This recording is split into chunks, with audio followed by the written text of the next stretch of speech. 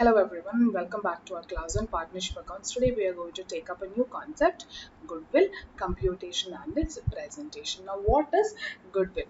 Goodwill is nothing but the value of reputation of a business or a business in the reputation ആണ് goodwill എന്ന് പറയുന്നത്. What do you mean by that?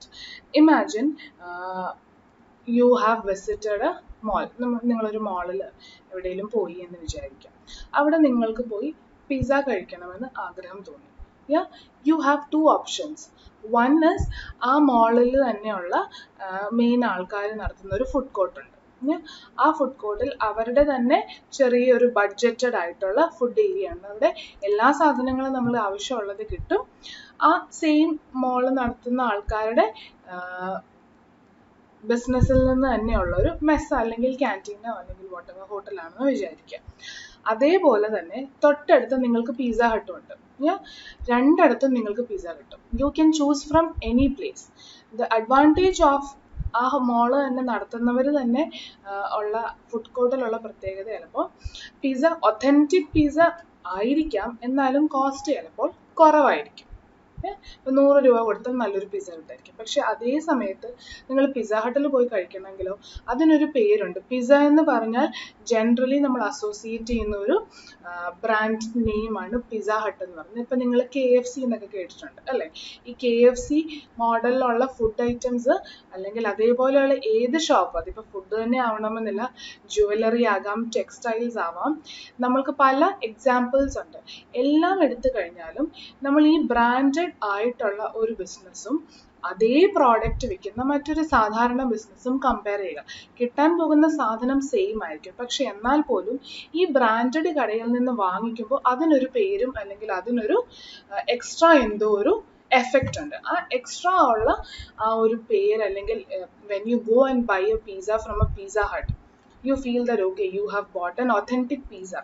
Might be the case, might not be the case. Same ടേസ്റ്റിൽ നിങ്ങൾക്ക് തൊട്ടടുത്ത കടയിൽ നിന്ന് കിട്ടുമായിരിക്കും, കാശും കുറവായിരിക്കും. എന്നാലും ഒത്തൻറ്റിക് ആയിട്ടുള്ള ആ കടയിൽ നിന്ന് തന്നെ പോയി വാങ്ങിക്കുമ്പോൾ നമ്മൾക്കൊരു തോന്നലാണ്, okay, we have bought something from the authentic place. അല്ലെങ്കിൽ നമ്മൾ എക്സ്ട്രാ ഇപ്പം 200 രൂപ എക്സ്ട്രാ കൊടുത്തായിരിക്കും സെയിം പിസ്സ വാങ്ങിച്ചിരിക്കുന്നത്. പക്ഷെ ആ കൊടുത്താലും നമ്മൾക്ക് വിരോധമില്ല, ബിക്കോസ് വി ബിലീവ് ദാറ്റ് ആ പിസ്സ ഹട്ടിന് ഒരു ബ്രാൻഡ് വാല്യൂ അല്ലെങ്കിൽ ഒരു പേരും പെരുമയുണ്ട്. അതിനാണ് നമ്മൾ ആ ഒത്തൻറ്റിസിറ്റിക്ക് വേണ്ടിയാണ് നമ്മൾ ഈ കാശ് കൊടുക്കുന്നത്. So we are not bothered. Same way for a textiles. You can buy jeans. നമ്മൾ പെൺകുട്ടികളും ആൺകുട്ടികളും ഒക്കെ ഇടുന്ന ജീൻസ്, ഇപ്പം ലിവൈസ് എന്നാണെങ്കിലും അല്ലെങ്കിൽ Pepe എന്നാണെങ്കിലും whatever be the brand, ആ ഏതെങ്കിലും ഒരു ബ്രാൻഡിൽ നിന്ന് നമ്മളൊരു ജീൻസ് വാങ്ങിക്കാൻ നോക്കി ഒരു മിനിമം 1500 to 2000 എന്നാണ് സാധാരണ പറയുന്നത്. അല്ലാന്നുണ്ടെങ്കിൽ അതിനും മേലെ പോകാനുള്ളൂ. അല്ലെങ്കിൽ നമ്മൾക്കൊക്കെ ഒന്ന് വാങ്ങിക്കണം എന്നൊക്കെ ഒരു 500 അല്ലെ 1000-നൊക്കെ കിട്ടണമെങ്കിൽ പലപ്പോഴും അത് സെയിലിനായിരിക്കണം അല്ലേ? ആ ഒരു കേസാണ് നടക്കുന്നത്. എന്നാൽ അതേ മോഡലിലുള്ള ജീൻസ് ചിലപ്പോൾ ഫിറ്റിൽ കുറച്ചൊക്കെ വ്യത്യാസം വന്നെന്നിരിക്കാം, എന്നാൽ ഏകദേശം ലുക്ക് വൈസും എല്ലാം തന്നെ ഒരേപോലെ കിട്ടുന്ന, ഏകദേശം ഫുള്ളാണെന്ന് ഞാൻ പറയുന്നില്ല, ഏകദേശം കിട്ടുന്ന ജീൻസ് മറ്റ് പല ബ്രാൻഡിൻ്റെയും കാണും. നമ്മൾ കേൾക്കാത്ത ബ്രാൻഡിൻ്റെ പോലും നമ്മൾക്ക് ജീൻസ് കിട്ടിയെന്നിരിക്കും. ഏകദേശം കണ്ടാലും ഒരേപോലെയാണ് ഇരിക്കുന്നത്. അത് ചിലപ്പോൾ 500 രൂപയ്ക്ക് നിങ്ങൾക്ക് കിട്ടിയെന്നിരിക്കാം. So why are you paying extra 1000 or 2000 to buy a Levi's jeans? It's because that has got a brand value അല്ലെങ്കിൽ നെയിം. ആ റെപ്യൂട്ടേഷന് നമ്മൾ ഇടുന്ന വിലയാണ് ഗുഡ്വിൽ എന്ന് പറയുന്നത്, nothing else. So goodwill is actually an asset for the company. ഇപ്പോൾ ലിവൈസിനെ സംബന്ധിച്ചിടത്തോളം അവർക്കൊരു ഗുഡ്വിൽ ഉണ്ട്. അവരുടെ ജീൻസ് എന്ന് പറഞ്ഞാൽ എല്ലാവരും ഒന്ന് ഓക്കെ, ഇത്ര പൈസ കൊടുത്താലും സാരമില്ല, ലിവൈസിന്റെ ജീൻസ് അല്ലേ എന്ന് പറയുന്നത് because they have a goodwill associated with their brand name.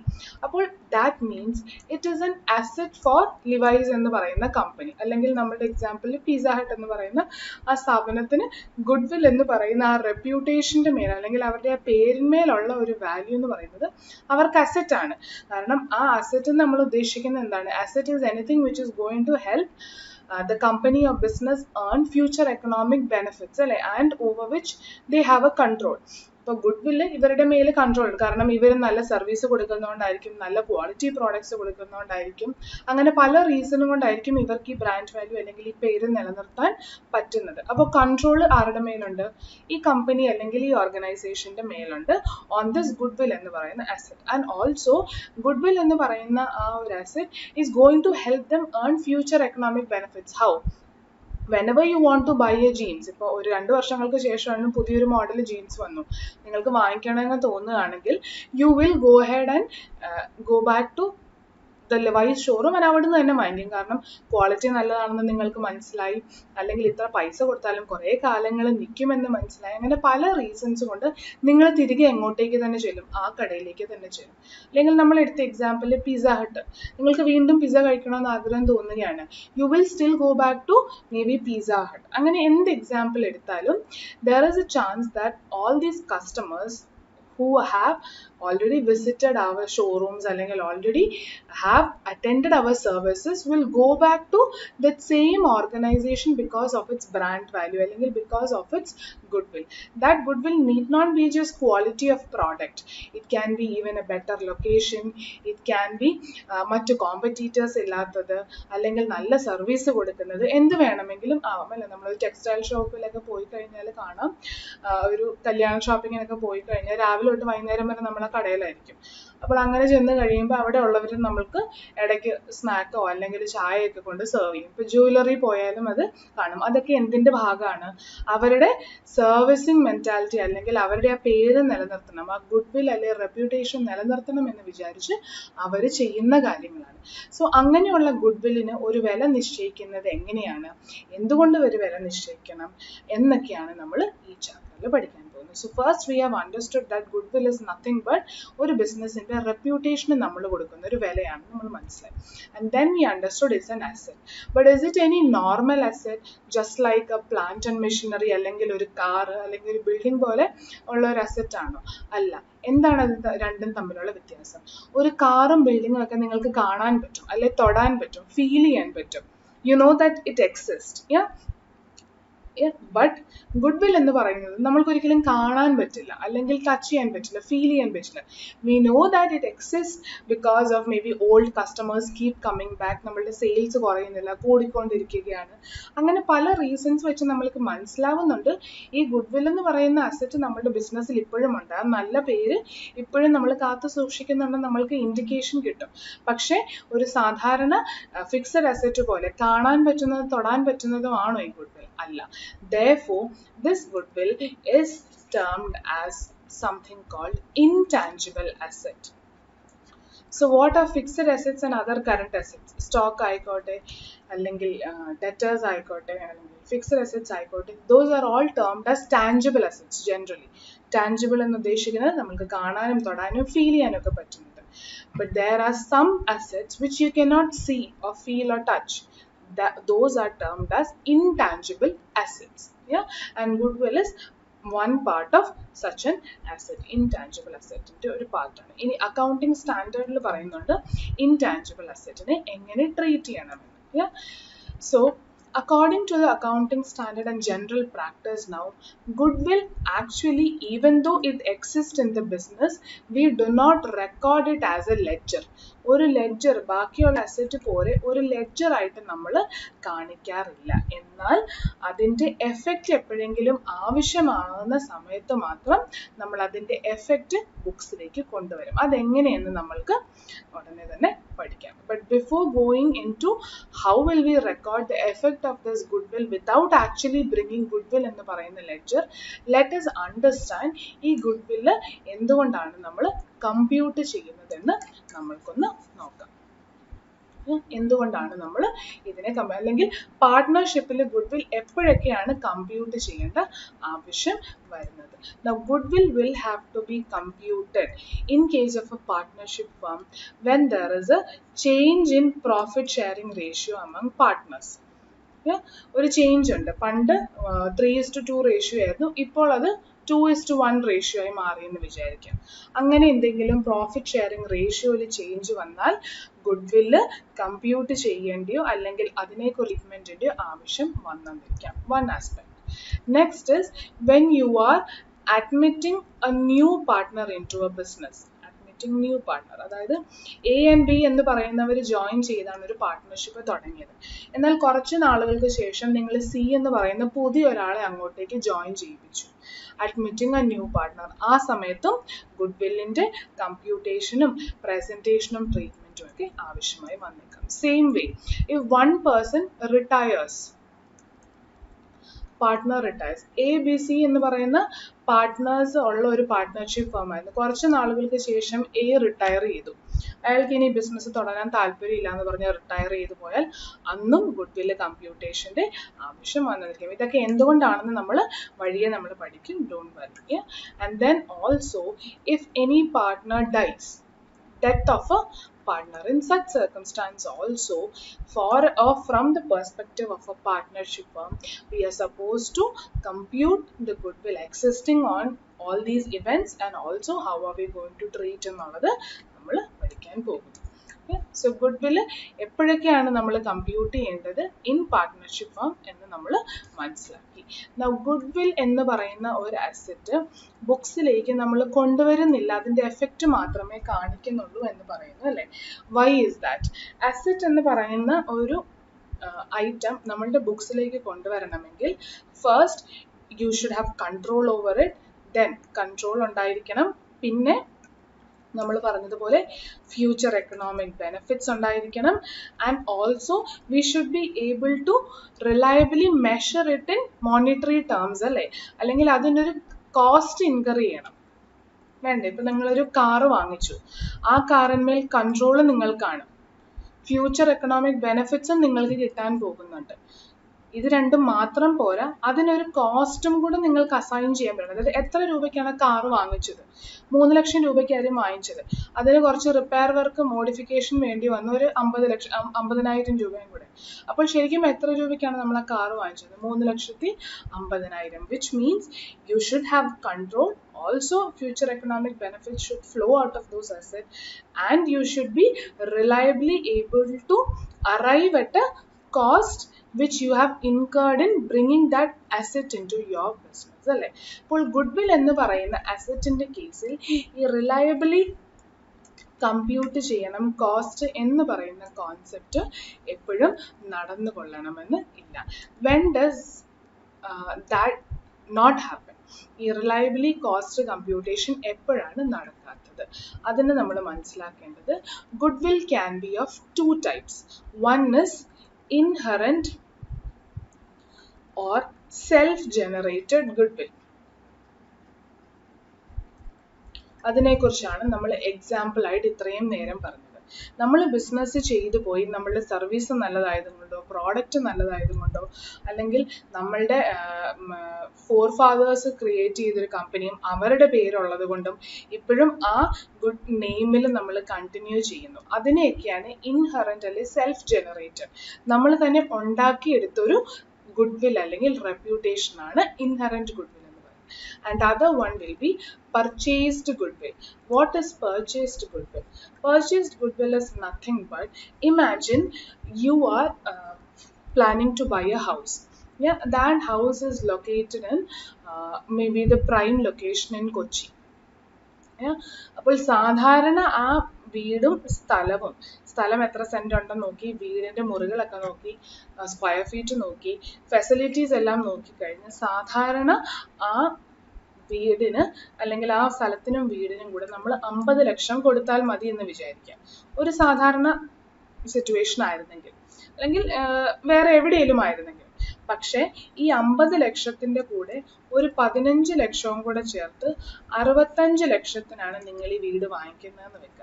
Why are you paying this 15 lakhs? Mostly because it's in the prime location in Cochin. അല്ലെങ്കിൽ നിങ്ങൾ ഭയങ്കര തിരക്കുള്ള അല്ലെങ്കിൽ ഭയങ്കര ഡെവലപ്മെന്റ് നടന്നുകൊണ്ടിരിക്കുന്ന കൊച്ചിയിലെ ഒരു സ്ഥലത്താണ് ഈ വീടും സ്ഥലവും എന്ന് വിചാരിക്കുക.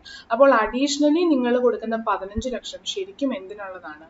ആ ലൊക്കേഷനും ആ ലൊക്കേഷനിൽ വരുന്ന ഡെവലപ്മെന്റിനും ഒക്കെ ഭാഗമായിട്ട് നിങ്ങൾ കൊടുക്കുന്നത് അല്ലേ. Which means, are you paying it for the house or the land in sense? No, you're paying for something else which you cannot see. ആ ലൊക്കേഷൻ എന്തൊക്കെയോ പ്രത്യേകതകളുണ്ട്, അത് ഡെവലപ്പായി വരുന്നു. ചിലപ്പോൾ കുറേ സെലിബ്രിറ്റീസ് തൊട്ടടുത്ത് എല്ലാം സ്പേസിൽ താമസിക്കുന്നുണ്ടായിരിക്കും. അതുകൊണ്ട് ഒത്തിരി മോൾസ് വരുന്നു, അല്ലെങ്കിൽ ഒത്തിരി കടകൾ വരുന്നു, ഡെവലപ്മെന്റ് നല്ലപോലെ നടക്കുന്നു, നല്ല സ്കൂൾസ് വരുന്നു. അങ്ങനെ എല്ലാം കൊണ്ടും നല്ല ഫെസിലിറ്റീസ് കിട്ടുന്ന ഒരു ലൊക്കേഷനായി മാറിയിരിക്കുകയാണ്. അവിടെയാണ് ഈ വീടും സ്ഥലവും കൂടെ നിങ്ങൾക്ക് കിട്ടിയത്. ആ ഒരു കാരണം കൊണ്ട് മാത്രമാണ് നിങ്ങൾ 15 ലക്ഷം രൂപ എക്സ്ട്രാ കൊടുക്കുന്നത്. ആ 15 ലക്ഷം രൂപ എക്സ്ട്രാ കൊടുക്കുന്നതിനെയാണ് പർച്ചേസ്ഡ് ഗുഡ്വിൽ എന്ന് പറയുന്നത്. That means you are purchasing goodwill and paying something in monetary terms in return. അല്ലേ, നിങ്ങൾ 50 ലക്ഷം കൊടുക്കേണ്ട സ്ഥാനത്ത് 65 ലക്ഷം രൂപ നിങ്ങളുടെ ബാങ്കിൽ നിന്ന് എടുത്ത് ചെക്കായിട്ട് കൊടുക്കുമ്പോൾ you are purchasing goodwill and also giving something in return which can be computed in terms of monetary value, and you can say that it's a cost incurred for you. Those type of goodwills are purchased goodwill.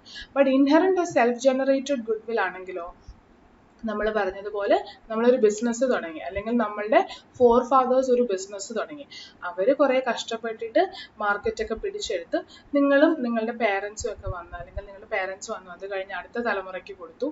അങ്ങനെ അച്ഛനപ്പൂപ്പന്മാരുടെ ആ ഒരു പേര് ഇപ്പോഴും നമ്മൾ continue ചെയ്യണം. ആ പേരിലാണ് നമ്മൾ ബിസിനസ് ഇപ്പോഴും പോകുന്നതെങ്കിൽ you have not paid anything in monetary terms to get that goodwill. That was earned by you and your family by doing hard work, giving proper services, അങ്ങനെ പല കാരണങ്ങളുമുണ്ട്. സോ അതിന് നമ്മൾക്ക് മോണിറ്ററി ടേംസിൽ ഒരു വില നിശ്ചയിക്കാൻ പറ്റുകയില്ല. Because you cannot correctly say how much you have incurred in terms of cost to generate that goodwill. അത് പറയാൻ പറ്റുമോ? എത്ര രൂപയുടെ ചെലവാണ് നിങ്ങൾക്കുണ്ടായത് ആ ഒരു ഗുഡ്വില്ല് കിട്ടാൻ? നമ്മൾക്ക് ഒരിക്കലും നിശ്ചയിക്കാൻ പറ്റില്ല. അത് ഓരോരുത്തരും തീരുമാനിക്കുന്ന അനുസരിച്ച്, അല്ലെങ്കിൽ നിങ്ങൾ അനാലിസിസിലേക്ക് എടുക്കുന്ന കാരണങ്ങൾ അനുസരിച്ച് ആ എമൗണ്ടിൽ മാറ്റം വന്നുകൊണ്ടിരിക്കും. പക്ഷെ പർച്ചേസ്ഡ് ഗുഡ്വില്ലിന് അങ്ങനെയില്ല. നിങ്ങളുടെ കയ്യിൽ നിന്ന് പോയ പൈസ നിങ്ങൾക്ക് എത്രയാണെന്നറിയാം. അതിനെ നമ്മൾ പർച്ചേസ്ഡ് ഗുഡ്വിൽ എന്ന് വിളിക്കുന്നു. So as per accounting standard and as per the general practice, goodwill എന്ന് പറയുന്ന ഒരു ലെഡ്ജർ നമ്മൾ ബുക്സിൽ കാണിക്കും if it is a purchased goodwill. If it is an inherent or self-generated goodwill, it is difficult for us to arrive at a monetary value. അതുകൊണ്ടാണ് നമ്മൾ അങ്ങനെ ഒരു ledger ബുക്സിലേക്ക് കൊണ്ടുവരാതെ treat ചെയ്യുന്നത് എങ്ങനെയെന്ന് പഠിക്കാൻ പോകുന്നത്. നൗ പർച്ചേസ്ഡ് ഗുഡ്വിൽ ഞാനൊരു ഹൗസിന്റെ അല്ലെങ്കിൽ നമ്മുടെ പേഴ്സണൽ ലൈഫിന്റെ എക്സാമ്പിൾ ആണ് പറഞ്ഞത്.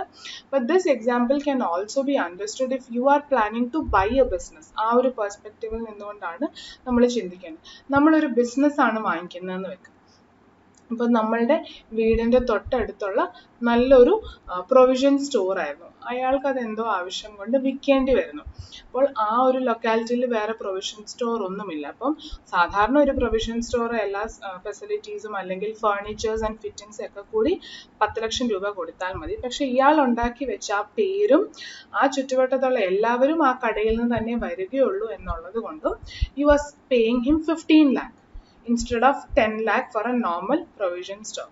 അപ്പോൾ 5 ലക്ഷം എക്സ്ട്രാ നിങ്ങൾ ആ ബിസിനസ് വാങ്ങിക്കാൻ വേണ്ടി കൊടുത്തതാണ്. then it will be termed as purchased goodwill. ബിസിനസ്സിന് അത് തന്നെയാണ് നമ്മൾ പറയുന്നത് purchased goodwill. നിങ്ങൾ ഒരു ബിസിനസ്സിന്റെ അസറ്റ്സും ലൈബിലിറ്റിയും വാങ്ങിക്കുമ്പോൾ അതിന് കൊടുക്കേണ്ട പൈസയ്ക്ക് പകരം കുറച്ചും കൂടി എക്സ്ട്രാ കൊടുത്തു കഴിഞ്ഞാൽ യു സേ ആ എക്സ്ട്രാ കൊടുത്തത് ഗുഡ്വിൽ വാങ്ങിക്കാൻ വേണ്ടി ആയിരുന്നു എന്നാണ്.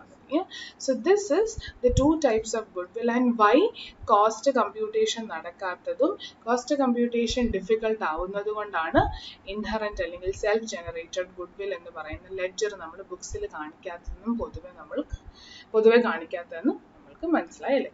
So now let us find out or learn about how do you arrive at goodwill. Even if it's inherent or self-generated goodwill, we say that from the perspective of a partnership firm, we will still have to arrive at goodwill in certain situations. What are those? When there is a change in profit sharing ratio, new partner getting admitted, already existing partner retires or existing partner dies. In all these situations, you will end up finding, or you will have to find a goodwill. So അങ്ങനെ good വില്ല് compute ചെയ്യണമെങ്കിൽ നമ്മൾ already പറഞ്ഞു cost ശരിക്കും എത്രയാണ് ഈ good വില്ല് generate ചെയ്യാൻ വേണ്ടി മുടക്കിയെന്ന് നമ്മൾക്ക് അറിയില്ല അല്ലേ. അപ്പോൾ ഏകദേശം ഒരു കണക്ക് വെച്ചും പല അനാലിസിസും പല മെത്തേഡ്സ് വഴിയായിരിക്കണം നമ്മളൊരു ഗുഡ് വിൽ ഫിഗറിലേക്ക് എത്തുന്നത്. അത് ആക്ച്വലി അത്ര തന്നെ ആണോ എന്ന് ചോദിച്ചാൽ ഒരിക്കലും നമ്മൾക്ക് പറയാൻ പറ്റില്ല. കൺഫേം ആയിട്ടും ആക്യുറേറ്റ് ഫിഗർ ആണ് good വില്ലിൻ്റെ.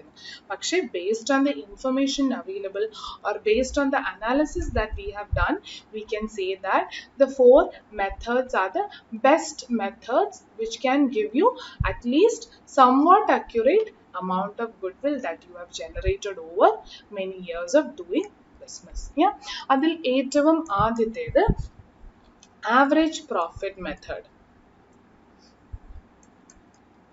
Average profit method. Now average profit method എങ്ങനെയാണ് goodwill compute ചെയ്യുന്നത്? It is very simple. When you have to compute goodwill, ആ സിറ്റുവേഷൻസ് എപ്പോഴും ഓർക്കുക. ഈ സിറ്റുവേഷൻസ് ആണ് നമ്മൾ goodwill compute ചെയ്യുന്നത്. അപ്പോൾ ആ goodwill compute ചെയ്യേണ്ടി വരുന്ന വർഷത്തിൽ നിന്ന് പഴയ കുറച്ച് വർഷങ്ങൾ നമ്മൾ ബേസ് ആക്കി എടുക്കുകയാണ്. Imagine you have admission of a new partner in 2020. So you have to check previous 5 years profit. അത് 5 years തന്നെ ആവണമെന്നില്ല. Depends on the businesses that are going to compute this goodwill. ചില ബിസിനസ്സിന് 3 വർഷത്തെ മതിയായിരിക്കും. അത് ഓരോ ബിസിനസ്സിൻ്റെ റിക്വയർമെൻറ്റ് അനുസരിച്ചാണ്. അപ്പോൾ ഇത്രയും ഉള്ളൂ. ഏത് വർഷമാണ് നമ്മൾ ഗുഡ്വിൽ കമ്പ്യൂട്ട് ചെയ്യുന്നത് അതിന് പുറകോട്ടുള്ള കുറച്ച് വർഷങ്ങളുടെ പ്രോഫിറ്റ് ബേസ് ചെയ്തിട്ട് നമ്മൾ ഗുഡ്വില്ലിലേക്ക് അറൈവ് ചെയ്യാൻ ശ്രമിക്കുകയാണ്. സോ 2020യുടെ പ്രീവിയസ് 5 ഇയേഴ്സിൻ്റെ പ്രോഫിറ്റ് നമ്മൾ എടുക്കുകയാണ്. Imagine first, second, third, fourth and fifth. അതായത് 2019, 18, 17, 16 and 15. 2015, 16, 17, 18, 19 വരെയുള്ള വർഷങ്ങളുടെ പ്രോഫിറ്റ്സ് എത്രയാണെന്ന് വെക്കുക. 2015 10,000, 2016 15, then 20, then 25, then 30. If these are the profits that you have earned in the previous 5 years എന്ന് വെക്കുക. അങ്ങനെയാണെങ്കിൽ you are trying to say that based on this profit I can estimate how much would have been my or how much I am eligible to earn profit in the future year also. or estimate basis ൽ correct ആവണമെന്നില്ല. ഈ ഒരു trend വെച്ചിട്ട് നമുക്ക് പറയാം ഭാവിയിൽ ഇത്ര കിട്ടുമെന്ന്. അപ്പോൾ ഇവിടെ നോക്കിക്കേ, എല്ലാ വർഷവും 5000 വെച്ചിട്ട് കൂടിക്കൊണ്ടിരിക്കുകയാണ് അല്ലേ. അപ്പോൾ നമ്മൾക്ക് ഇവിടെ ആവറേജ് എന്നുമാണ് പറഞ്ഞിരിക്കുന്നത്. Now averages are of 2 types. One can be simple average and also weighted average. Now when do you apply simple average and when do you apply weighted average? If the profit given to you is of previous year shows a trend, it can be either increasing trend or decreasing trend. You can see a trend among each year's profit or loss angle. Then go for weighted average by giving the latest year highest weight and ഏറ്റവും പഴയ വർഷത്തിന് lowest wait. അപ്പോൾ ഇവിടെ ഒരു increasing trend ആണ് കാണിക്കുന്നത്. Increasing trend തന്നെ വേണമെന്നില്ല, ഒരു പ്രോപ്പർ ട്രെൻഡ് ഉണ്ടായിരിക്കണം എന്നില്ല. ഡിക്രീസിങ് ആവാം, ഇൻക്രീസിങ് ആവാം. ഇവിടെ ഇൻക്രീസിങ് ആണ്. അപ്പോൾ വെയ്റ്റഡ് ആവറേജ് വെച്ചിട്ട് നമ്മൾ എന്ത് ചെയ്യാനാണ് പറഞ്ഞിരിക്കുന്നത്? ഇങ്ങനെ ഒരു പ്രോപ്പർ ട്രെൻഡ് കണ്ടുപിടിക്കാൻ പറ്റുകയാണെങ്കിൽ ഏറ്റവും അവസാനത്തെ അല്ലെങ്കിൽ ലേറ്റസ്റ്റ് വർഷത്തിന് ഹയസ്റ്റ് വെയിറ്റ് കൊടുക്കുക. എത്ര വർഷമുണ്ട്? 5 വർഷം. സോ അതിൽ ഹയസ്റ്റ് വെയിറ്റ് എന്ന് പറയുന്നത് 5 അല്ലേ. അങ്ങനെ ഏറ്റവും ലീസ്റ്റ് വെയിറ്റ് കൊടുക്കേണ്ടത് ഏറ്റവും പഴയ വർഷത്തിനാണ്. അങ്ങനെ കൊടുത്ത് compute the weighted profit and divide by the total profit. So ഓരോ വർഷത്തിനും വെയ്റ്റ്സ് കൊടുത്തിട്ട് ആ വെയ്റ്റ് വെച്ചിട്ട് മൾട്ടിപ്ലൈ ചെയ്ത് ഗെറ്റ് ദ ക്യുമുലേറ്റീവ് പ്രോഫിറ്റ്. അപ്പോൾ നമ്മൾക്ക് വെയ്റ്റഡ് പ്രോഫിറ്റ് കിട്ടും 10,000, 30,000, 60, 1 lakh and 150. അത് divided by the number of weights. Number of weights എത്രയാണ്? 1 plus 2 plus 3 plus 4 plus 5. So you will get 23,333 as the weighted average profit of all all this 5 years. Now does this mean goodwill is weighted average profit? അല്ല, weighted average method അല്ലെ average profit method എന്നാണ് നമ്മൾ പറയുന്നത്. അപ്പോൾ എങ്ങനെയാണ് goodwill നമ്മൾ compute ചെയ്യാൻ പോകുന്നത്? goodwill ഞാൻ ഓൾറെഡി പറഞ്ഞു, it is an asset which you have control over and which ultimately is going to give you future economic benefit out of it അല്ലേ. അപ്പോൾ goodwill computation എല്ലാം പൊതുവേ ഉള്ള ഒരു സ്വഭാവമായിട്ട് നമ്മൾ ട്രീറ്റ് ചെയ്യാൻ പോകുന്ന ഒരു കോൺസെപ്റ്റ് ആണ്. whatever be the profit or amount that you arrive at profit ബേസിൽ ആണെങ്കിൽ നമ്മൾ പറയാൻ ആഗ്രഹിക്കുന്നത് ഈ ഒരു പ്രോഫിറ്റ് ലെവൽ എത്ര വർഷം കൂടെ നമ്മൾക്ക് കിട്ടും ബിക്കോസ് ഓഫ് അവർ റെപ്യൂട്ടേഷൻ. ആ ഒരു വർഷം എത്രയാണെന്ന് നമ്മൾ അനാലിസിസ് വഴി കണ്ടുപിടിച്ച് ആ നമ്പർ ഓഫ് ഇയേഴ്സുമായിട്ട് മൾട്ടിപ്ലൈ ചെയ്യുന്നതിനെയാണ് goodwill എന്ന് പറയുന്നത്. So therefore goodwill in this case will be weighted average profit വഴി കണ്ടുപിടിച്ച profit. So 23,333 is the weighted average profit. അതുകൊണ്ട് നമ്മൾ ഉദ്ദേശിക്കുന്നത് അടുത്ത കുറച്ച് വർഷങ്ങൾ നമ്മൾക്ക് ഈ പ്രോഫിറ്റ് കിട്ടാനാണ് സാധ്യത. ഇതിനടുത്തെങ്കിലും, ഇതിൽ കൂടുതലാവാം കുറവാകാം, പക്ഷെ ഐഡിയലി സ്പീക്കിംഗ് ഏകദേശം ഇത്രയെങ്കിലും കിട്ടണം. അങ്ങനെ 23,333 rupees പ്രോഫിറ്റ് ആയിട്ട് എത്ര വർഷം കിട്ടുമെന്നാണ് ഞാൻ എക്സ്പെക്ട് ചെയ്യുന്നത്? because of my reputation, let me say I am expecting it for 3 years. അപ്പോൾ ഈ 3 yearsനെയാണ് number of years purchase എന്ന് പറയുന്നത്. ആ ഒരു കോൺസെപ്റ്റ് അതൊന്നുമില്ല, എത്ര വർഷം നമ്മൾക്ക് ഈ പ്രോഫിറ്റ് ഇങ്ങനെ തന്നെ നിലനിർത്താൻ പറ്റും because of our reputation എന്നാണ് അതുകൊണ്ട് ഉദ്ദേശിക്കുന്നത്. So 3 years into 23,333 we can say that is my goodwill amount. 69,999 അല്ലെങ്കിൽ 70,000 എന്ന് വേണമെങ്കിലും നമ്മൾക്ക് പറയാം. Yeah, so this is the goodwill computation under weighted average profit. Now what if simple average ആണ് follow ചെയ്യുന്നത്? When will simple average come into picture? Simple average will come into picture if you have to compute goodwill based on average profit and the profits given have no correlation among them. First year you have 10,000, then 15, then you have 5,000. Then next year you have 35,000 and final year you have 21,000. അപ്പോൾ ഈ profits നോക്കിയാൽ ആദ്യത്തെ ഒരു വർഷം 2 വർഷം compare ചെയ്യുമ്പോൾ 5,000 കൂടിയിട്ടുണ്ട്, പിന്നെ പെട്ടെന്ന് 10,000 കുറഞ്ഞു പോയി, പിന്നെ ഒരു 30,000 കൂടി, പിന്നെ ഒരു 20 സംതിങ് അറൗണ്ട് 14 പിന്നെയും കുറഞ്ഞു. അതിൻ്റെ അർത്ഥം പ്രോഫിറ്റ് ആണ് എല്ലാ വർഷവും കിട്ടിയിരിക്കുന്നത്, പക്ഷേ നമ്മൾക്ക് അതിനെ കോറിലേറ്റ് ചെയ്യാൻ പറ്റുന്ന ഒരു ട്രെൻഡ് കിട്ടുന്നില്ല. അങ്ങനെയാണെങ്കിൽ go for simple average. Now simple average il how will you find the simple average profit? Merely total ചെയ്യുക ഈ ഓരോ പ്രോഫിറ്റിനെയും, എന്നിട്ട് അതിന്റെ സിമ്പിൾ ആവറേജ് കണ്ടുപിടിക്കുക. എങ്ങനെ കണ്ടുപിടിക്കും? സിമ്പിൾ ആവറേജ് വിൽ ബി ന്യൂമറേറ്ററിൽ ഈ പ്രോഫിറ്റ് ഡയറക്റ്റ്ലി എടുക്കുക, 10,000, 15,000, 5,000, 35,000, 21,000 divided by the number of years, 5. So therefore I'm going to get 20, 30, 65, 86,000 divided by 5, 17,200 എന്നാണ് നമ്മൾക്ക് സിമ്പിൾ ആവറേജ് പ്രോഫിറ്റ്. ഇവിടെയും ലോജിക്ക് പിന്നെയും സെയിം ആണ്. 17,200 ആണ് സാധാരണ ഈ ഒരു ബിസിനസ് ചെയ്താൽ എനിക്ക് കിട്ടാൻ സാധ്യതയുള്ള profit even in coming years because of my reputation. അങ്ങനെ എത്ര വർഷവും കൂടെ നിങ്ങൾക്ക് കിട്ടുമെന്നാണ് നിങ്ങൾ എക്സ്പെക്ട് ചെയ്യുന്നത്? ആ നമ്പർ ഓഫ് ഇയേഴ്സ് പർച്ചേസുമായിട്ട് ഈ 17,200നെ മൾട്ടിപ്ലൈ ചെയ്താൽ you will get the goodwill of the firm അല്ലെങ്കിൽ goodwill of the business. This is how you will compute goodwill under average profit method.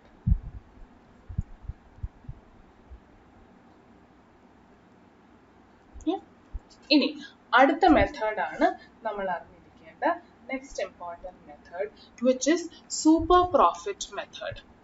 Next method is super profit method. What is super profit method?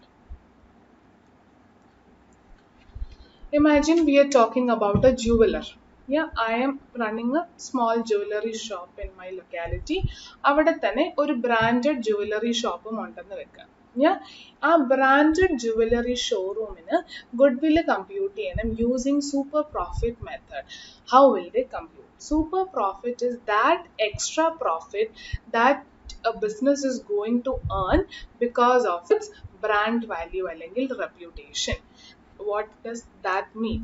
ഇപ്പോൾ നമ്മൾ രണ്ട് ജുവലേഴ്സിൻ്റെ example പറഞ്ഞു അല്ലേ, നമ്മൾക്കുള്ളതെല്ലാം ഒരേ jewellery ഡിസൈൻസും product ആണ് വെക്കുക. I am going to, അതായത് സീന എന്ന് പറയുന്ന ആൾ നടത്തുന്ന സാധാരണ ജുവലറി ഏൺ ചെയ്യാൻ പോകുന്നത് ഒരു വർഷം 1,00,000 രൂപയാണ് ലാഭം എന്ന് വെക്കുക. ഇതാണ് ഞാൻ ഏൺ ചെയ്യുന്ന, ഞാനെന്ന് പറയുന്ന ജുവലർ ഏൺ ചെയ്യുന്നത്. ആ ബ്രാൻഡഡ് ജുവലർ അതേ ഒരു വർഷം ഏൺ ചെയ്യുന്ന by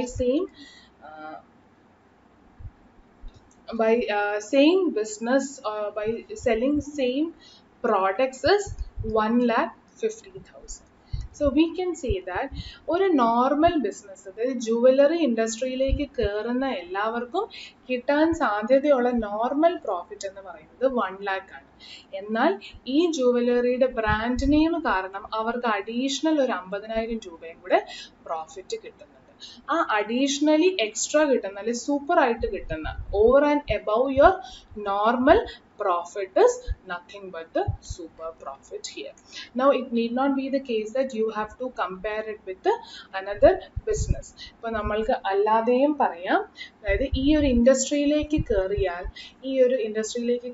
ഒരു ബിസിനസ് പേഴ്സണ് എത്ര ശതമാനമായിരിക്കും ലാഭം കിട്ടാൻ സാധ്യത, അതിനെയാണ് നോർമൽ പ്രോഫിറ്റ് എന്ന് പറയുന്നത്. അതായത് നോർമലി അയാൾ 1,00,000 രൂപ അല്ലെ 10,00,000 രൂപ ക്യാപിറ്റലായിട്ട് ഇൻവെസ്റ്റ് ചെയ്താൽ അതിൽ നിന്ന് അയാൾക്ക് കിട്ടാൻ പോകുന്ന റിട്ടേൺ എന്താണ്? റിട്ടേൺ എന്ന് ഉദ്ദേശിക്കുന്നത് nothing but the net profit.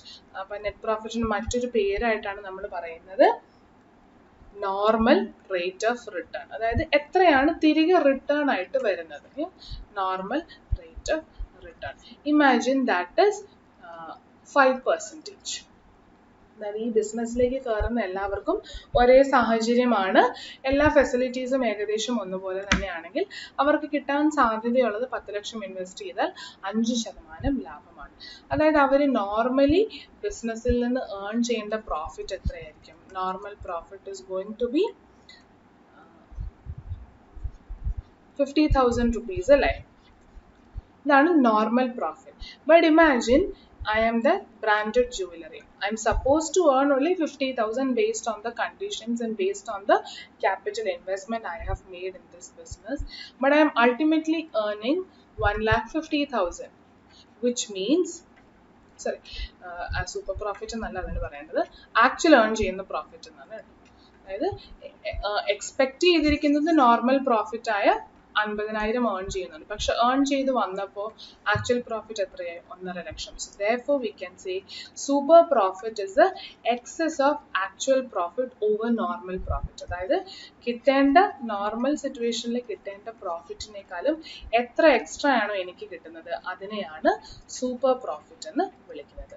So once you arrive at the super profit, same logic like you did for average profit method. എന്താണ് ലോജിക്ക്? സൂപ്പർ പ്രോഫിറ്റ് എന്ന് പറഞ്ഞ് നമ്മൾക്ക് കിട്ടാൻ പോകുന്നത് ഇവിടെ 1,00,000 ആണെന്ന് വെക്കുക. ഈ 1,00,000 സൂപ്പർ പ്രോഫിറ്റ് ആണ് അടുത്ത കൊല്ലങ്ങളിലും എനിക്ക് അഡീഷണലി കിട്ടാൻ പോകുന്ന profit because of my brand value എന്ന് ഞാൻ മനസ്സിലാക്കണം. അങ്ങനെ എത്ര കൊല്ലം എനിക്ക് കിട്ടും? That can be 2 years, that can be 1 year, that can be 3 years, 5 years. It all depends upon your analysis, your judgment. So whatever be the number of years of purchase, adine parayunnathu number of years purchase എന്നാണ്. Nothing but how many years you are expecting to earn the super profit or average profit due to the brand name എന്നാണ് ഉദ്ദേശിക്കുന്നത്. ആ number of years ന്റെ കൂടെ ഈ പ്രോഫിറ്റിനെ multiply ചെയ്താൽ you will get goodwill using super profit method. Yeah, so that is also done. Now let us move on to the next step, അല്ലെങ്കിൽ next method, which is called an extension, which is actually an extension of this super profit method, which is capitalization method, like capitalization basis. Capitalization basis. അത് ഈ super പ്രോഫിറ്റിന്റെ extension ആണെന്ന് പറയാൻ കാരണം എന്താണ്? Super profit മെത്തേഡിൽ നമ്മൾ profit base ചെയ്തിട്ടാണ് goodwill എത്രയാണെന്ന് കണ്ടുപിടിക്കുന്നത് അല്ലേ? ക്യാപിറ്റലൈസേഷൻ ബേസിസിൽ എത്ര ക്യാപിറ്റൽ കൊണ്ടുവരണം ബിസിനസ് തുടങ്ങാൻ, അതിനെയാണ് ക്യാപിറ്റൽ എംപ്ലോയിഡ് എന്ന് പറയുന്നത്. Capital employed in the business. Business നടത്താൻ വേണ്ടി നമ്മൾ ഇൻവെസ്റ്റ് ചെയ്തിരിക്കുന്ന ക്യാപിറ്റൽ. എത്രയാണോ ക്യാപിറ്റൽ എംപ്ലോയിഡ് വേണ്ടത് അതിനെ ബേസ് ചെയ്ത് ഗുഡ്വിൽ എങ്ങനെ കമ്പ്യൂട്ട് ചെയ്യാം. സോ ഈ സൂപ്പർ പ്രോഫിറ്റിന്റെ ഒരു എക്സ്റ്റൻഷൻ ആയിട്ട് നമ്മൾക്ക് പറയാം. How will U compute it? Normal profit 50,000 എന്നുണ്ട് and 5% is the normal rate of return. അപ്പോൾ തന്നിരിക്കുന്ന ഇൻഫർമേഷൻ കുറച്ച് വ്യത്യസ്തമായിരിക്കും. ക്യാപിറ്റൽ ഇൻവെസ്റ്റഡ് ആയിട്ടും പ്രോഫിറ്റ് പെർസെൻറ്റേജും അല്ല തന്നിരിക്കുന്നത്, പ്രോഫിറ്റ് എമൗണ്ടും പ്രോഫിറ്റ് പെർസെൻറ്റേജും ഒക്കെ ആയിരിക്കും തന്നിരിക്കുക. അപ്പം നമ്മൾ എങ്ങനെയാണ് അതിനെ കമ്പ്യൂട്ട് ചെയ്യാൻ പോകുന്നത് capital employed? We are going to say, let us take up an example. Net profit is 1 lakh and normal rate of return is, അതായത് ഈ ഇൻഡസ്ട്രിയിൽ വർക്ക് ചെയ്യുന്ന ഏത് ഇൻഡസ്ട്രിയും ആയിക്കോട്ടെ അവിടെ വർക്ക് ചെയ്യുന്ന എല്ലാവർക്കും സാധാരണ രീതിയിൽ കിട്ടേണ്ട പ്രോഫിറ്റ് 10%. അങ്ങനെയാണെങ്കിൽ what is the normal capital that I should invest in the business? Normal capital employed that I should invest in the business to earn this 1 lakh as my net profit if I'm supposed to get 10% on the capital. Formula correct അല്ലേ?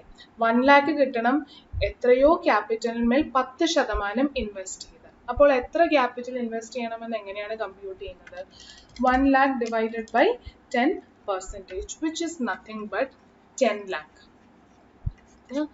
Normal capital എത്ര വേണം? 1 ലക്ഷം രൂപ നമ്മൾക്ക് ലാഭം കിട്ടണമെങ്കിൽ 10 ലക്ഷം രൂപ വേണം. പക്ഷെ imagine if the capital employed by the business, actual capital employed is only 7,50,000. 7,50,000 എങ്കിൽ what does that mean? Same 1 ലക്ഷം രൂപ ലാഭം തന്നെയാണ് ഇവർക്കും കിട്ടുന്നത്. പക്ഷെ എത്ര രൂപ അവർ ഇൻവെസ്റ്റ് ചെയ്തിട്ടുള്ളൂ? 7.5 ലക്ഷം രൂപ ഇൻവെസ്റ്റ് ചെയ്തിട്ടാണ് അവർക്ക് 1 ലക്ഷം രൂപ ലാഭം കിട്ടുന്നത്. എന്നാൽ ഈ ഇൻഡസ്ട്രിയിൽ 1 ലക്ഷം രൂപ ലാഭം കിട്ടണമെങ്കിൽ മിനിമം എത്ര ഇൻവെസ്റ്റ് ചെയ്യണമായിരുന്നു? 10 ലക്ഷം ഇൻവെസ്റ്റ് ചെയ്യണം. അപ്പോൾ കുറവ് ഇൻവെസ്റ്റ്മെന്റിൽ അവർക്ക് കൂടുതൽ റിട്ടേൺ കിട്ടുകയാണ്. Why is that? That is because they were able to use their resources efficiently or they have a brand value. അങ്ങനെ പല കാരണങ്ങൾ കൊണ്ട് അവർക്ക് ഇൻവെസ്റ്റ്മെന്റ് കുറവ് മതിയായിരുന്നു സെയിം പ്രോഫിറ്റ് കിട്ടാൻ. So therefore in capitalization basis goodwill will be computed as the difference between normal capital employed, which everyone should actually invest to get the normal profit from this business, minus what you have actually invested in the business, actual capital employed. ഇതിന്റെ difference ആണ് നമ്മൾക്ക് goodwill ആയിട്ട് കിട്ടുന്നത്. ഈ ഒരു basis അല്ലെങ്കിൽ മെത്തേഡിൽ, capitalisation മെത്തേഡിൽ ഈ നമ്പർ ഓഫ് ഇയേഴ്സ് പ്രോഫിറ്റ് അല്ലെങ്കിൽ number of years purchase concept ഇല്ല. അത് വരുന്നത് when you have A profit element. So എത്ര വർഷമാണ് ഈ പ്രോഫിറ്റ് ഞാൻ ഏൺ ചെയ്യാൻ പോകുന്നത് എന്നുള്ള കാഴ്ചപ്പാടിലാണ് ഈ നമ്പർ ഓഫ് ഇയേഴ്സ് പർച്ചേസ് വരുന്നത്.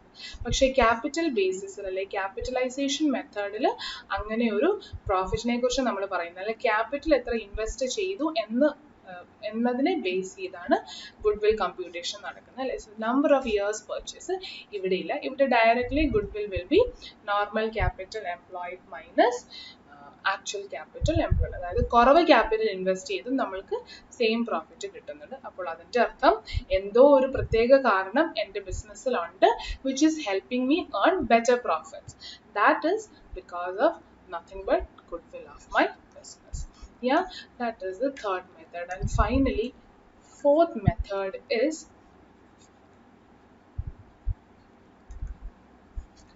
annuity method. Now, annuity method അല്ലെങ്കിൽ sum of years method, number of years purchase method എന്നും ഇതിനെ പറയാം. number of years purchase method എങ്ങനെ വേണമെങ്കിലും ഈ ഒരു മെത്തേഡിനെ നമ്മൾക്ക് പറയാം. Now what are we talking about in annuity method? While computing super profit method or while taking into consideration average profit method, നമ്മൾ കണക്കിലെടുക്കാത്ത ഒരു കാര്യമുണ്ട്. What is that? When we say that നമ്മൾക്ക് പ്രോഫിറ്റ് 17,200 കിട്ടുകയാണ്, ഭാവിയിൽ കിട്ടും, അങ്ങനെ എത്ര കൊല്ലം കിട്ടും? 3 കൊല്ലം കിട്ടും. അല്ലെങ്കിൽ സൂപ്പർ പ്രോഫിറ്റ് എത്രയായിരുന്നു? 1 ലക്ഷമാണ്. അങ്ങനെ എത്ര കൊല്ലം കിട്ടും? അടുത്ത 2-3 കൊല്ലങ്ങൾ കിട്ടും. So when we are talking about super profit 1 lakh earn ചെയ്യും അടുത്ത 2 കൊല്ലം എന്നൊക്കെ പറയുമ്പോഴും നമ്മൾ കണക്കിലെടുക്കാത്ത ഒരു point, we are not talking about the time value of money. What is this time value of money? If I say that next 2 years I am going to earn 1 lakh rupees as profit, yeah, am I actually going to get the same goods or services that I used to buy using this 1 lakh in 2010 in my future years also? Am I going to get the same services? No. അതായത് 2020 1 ലക്ഷം രൂപ കൊടുത്ത് ഞാൻ എന്തൊക്കെ സാധനങ്ങൾ വാങ്ങിച്ചോ അതേ സാധനങ്ങൾ അതേ ക്വാണ്ടിറ്റിയിൽ എനിക്ക് 2021-ലും 2022-ലും വാങ്ങിക്കാൻ പറ്റും 1 ലക്ഷം രൂപ കൊടുത്ത്? ഒരിക്കലുമില്ല. എക്സാമ്പിൾ നിങ്ങൾ നോക്കിയാൽ മതി. നമ്മളുടെ വീട്ടു സാധനങ്ങൾ, നമ്മൾ വീട്ടിലേക്ക് വാങ്ങിക്കുന്ന ഫുഡ് ഐറ്റംസ്, പണ്ടൊക്കെ നിങ്ങളുടെ ഗ്രാൻഡ് പേരൻസോ അല്ലെങ്കിൽ അതിനും ഗ്രേറ്റ് ഗ്രാൻഡ് പേരൻസോ ഒക്കെ ഉണ്ടായിരുന്നെങ്കിൽ ചിലപ്പോൾ പറഞ്ഞു കേട്ടിട്ടുണ്ടായിരിക്കും ദാറ്റ് അരി വാങ്ങിച്ചുകൊണ്ട് വരുന്നത് 30 പൈസയായിരുന്നു, അല്ലെങ്കിൽ 5 രൂപ കൊടുത്ത അല്ലെ 10 രൂപ കൊടുത്ത വീട്ടിലേക്കുള്ള അടുക്കളയിലേക്കുള്ള എല്ലാ സാധനങ്ങളും ഒരാഴ്ചത്തേക്കോ 1 മാസത്തേക്കോ ഉള്ളത് കിട്ടുമായിരുന്നു എന്ന്. അല്ലെങ്കിൽ പണ്ട് നമ്മൾ ബസ്സിലൊക്കെ പോകുമ്പോൾ ഈ 2.5 രൂപ അല്ലെങ്കിൽ 1 രൂപ 2 രൂപ എന്നൊക്കെ പറഞ്ഞ് ബസ്സിന്റെ ചാർജ് ഉണ്ടായിരുന്നു. ഓട്ടോ ചാർജ് മിനിമം 15ന്റെ ഒരു കാലം ഉണ്ടായിരുന്നു അല്ലെ? സ്കൂളിലൊക്കെ ഒരു 10 years 15 years back when we went to school 15 rupeesന്റെ ഒക്കെ ഓട്ടോ ഉണ്ട്. ഇപ്പം മിനിമം ചാർജ് ഓട്ടോയുടെ എത്രയായി? 25-30 ഒക്കെയാണ്. അതും 25 ഒരു സമ്മതിക്കില്ല, ചിലപ്പോൾ 30 ആയിരിക്കും. അതായത് നമ്മൾ യാത്ര ചെയ്യാൻ പോകുന്ന ദൂരം അന്നും ഇന്നും സെയിം ആണ്. എനിക്ക് എൻ്റെ വീട്ടിൽ നിന്ന് ആലപ്പുഴ ടൗൺ വരെ എത്തണം. അതിന് 10 വർഷങ്ങൾക്ക് മുന്നേ ഞാൻ 15 രൂപയാണ് കൊടുത്തിരുന്നെങ്കിൽ ഇപ്പം ഞാൻ അതിന് എത്രയാണ് കൊടുക്കേണ്ടത്? 30 രൂപയാണ്. Am I traveling extra? No, I am traveling the same distance, but I am not going to get the same service by or using that 15 rupees. അപ്പോൾ ഇന്നും 15 രൂപയെ കൊടുക്കുള്ളൂ എന്ന് പറഞ്ഞാൽ അയാൾ എന്നെ ടൗണിൽ ഇറക്കില്ല, ഇടയ്ക്ക് എവിടെയെങ്കിലും ഇറക്കി വിടും, അല്ലെങ്കിൽ ഇടയ്ക്ക് വരെ ഉള്ളൂ എന്ന് പറയും. അതേപോലെ തന്നെ ഫുഡ് ഐറ്റംസ്, പണ്ട് നമ്മൾ അരി 10 രൂപയ്ക്ക് വാങ്ങിച്ചുകൊണ്ടിരുന്നത് ഇപ്പോൾ കിലോയ്ക്ക് 30 കിലോയോ 40 രൂപയൊക്കെ 1 കിലോയ്ക്ക്. Why? It is because of something called time value of money. Your money is actually deteriorating in value. Not talking about 100 rupees നാളെയും 100 rupees തന്നെയാണ്. പക്ഷെ ഇന്ന് 100 രൂപയും കൊണ്ട് വാങ്ങിക്കുന്ന സാധനങ്ങൾ അത്രയും തന്നെ അടുത്ത കൊല്ലം നിങ്ങൾക്ക് 100 രൂപയും കൊണ്ട് വാങ്ങിക്കാൻ പറ്റണമെന്നില്ല, അത് കുറയും.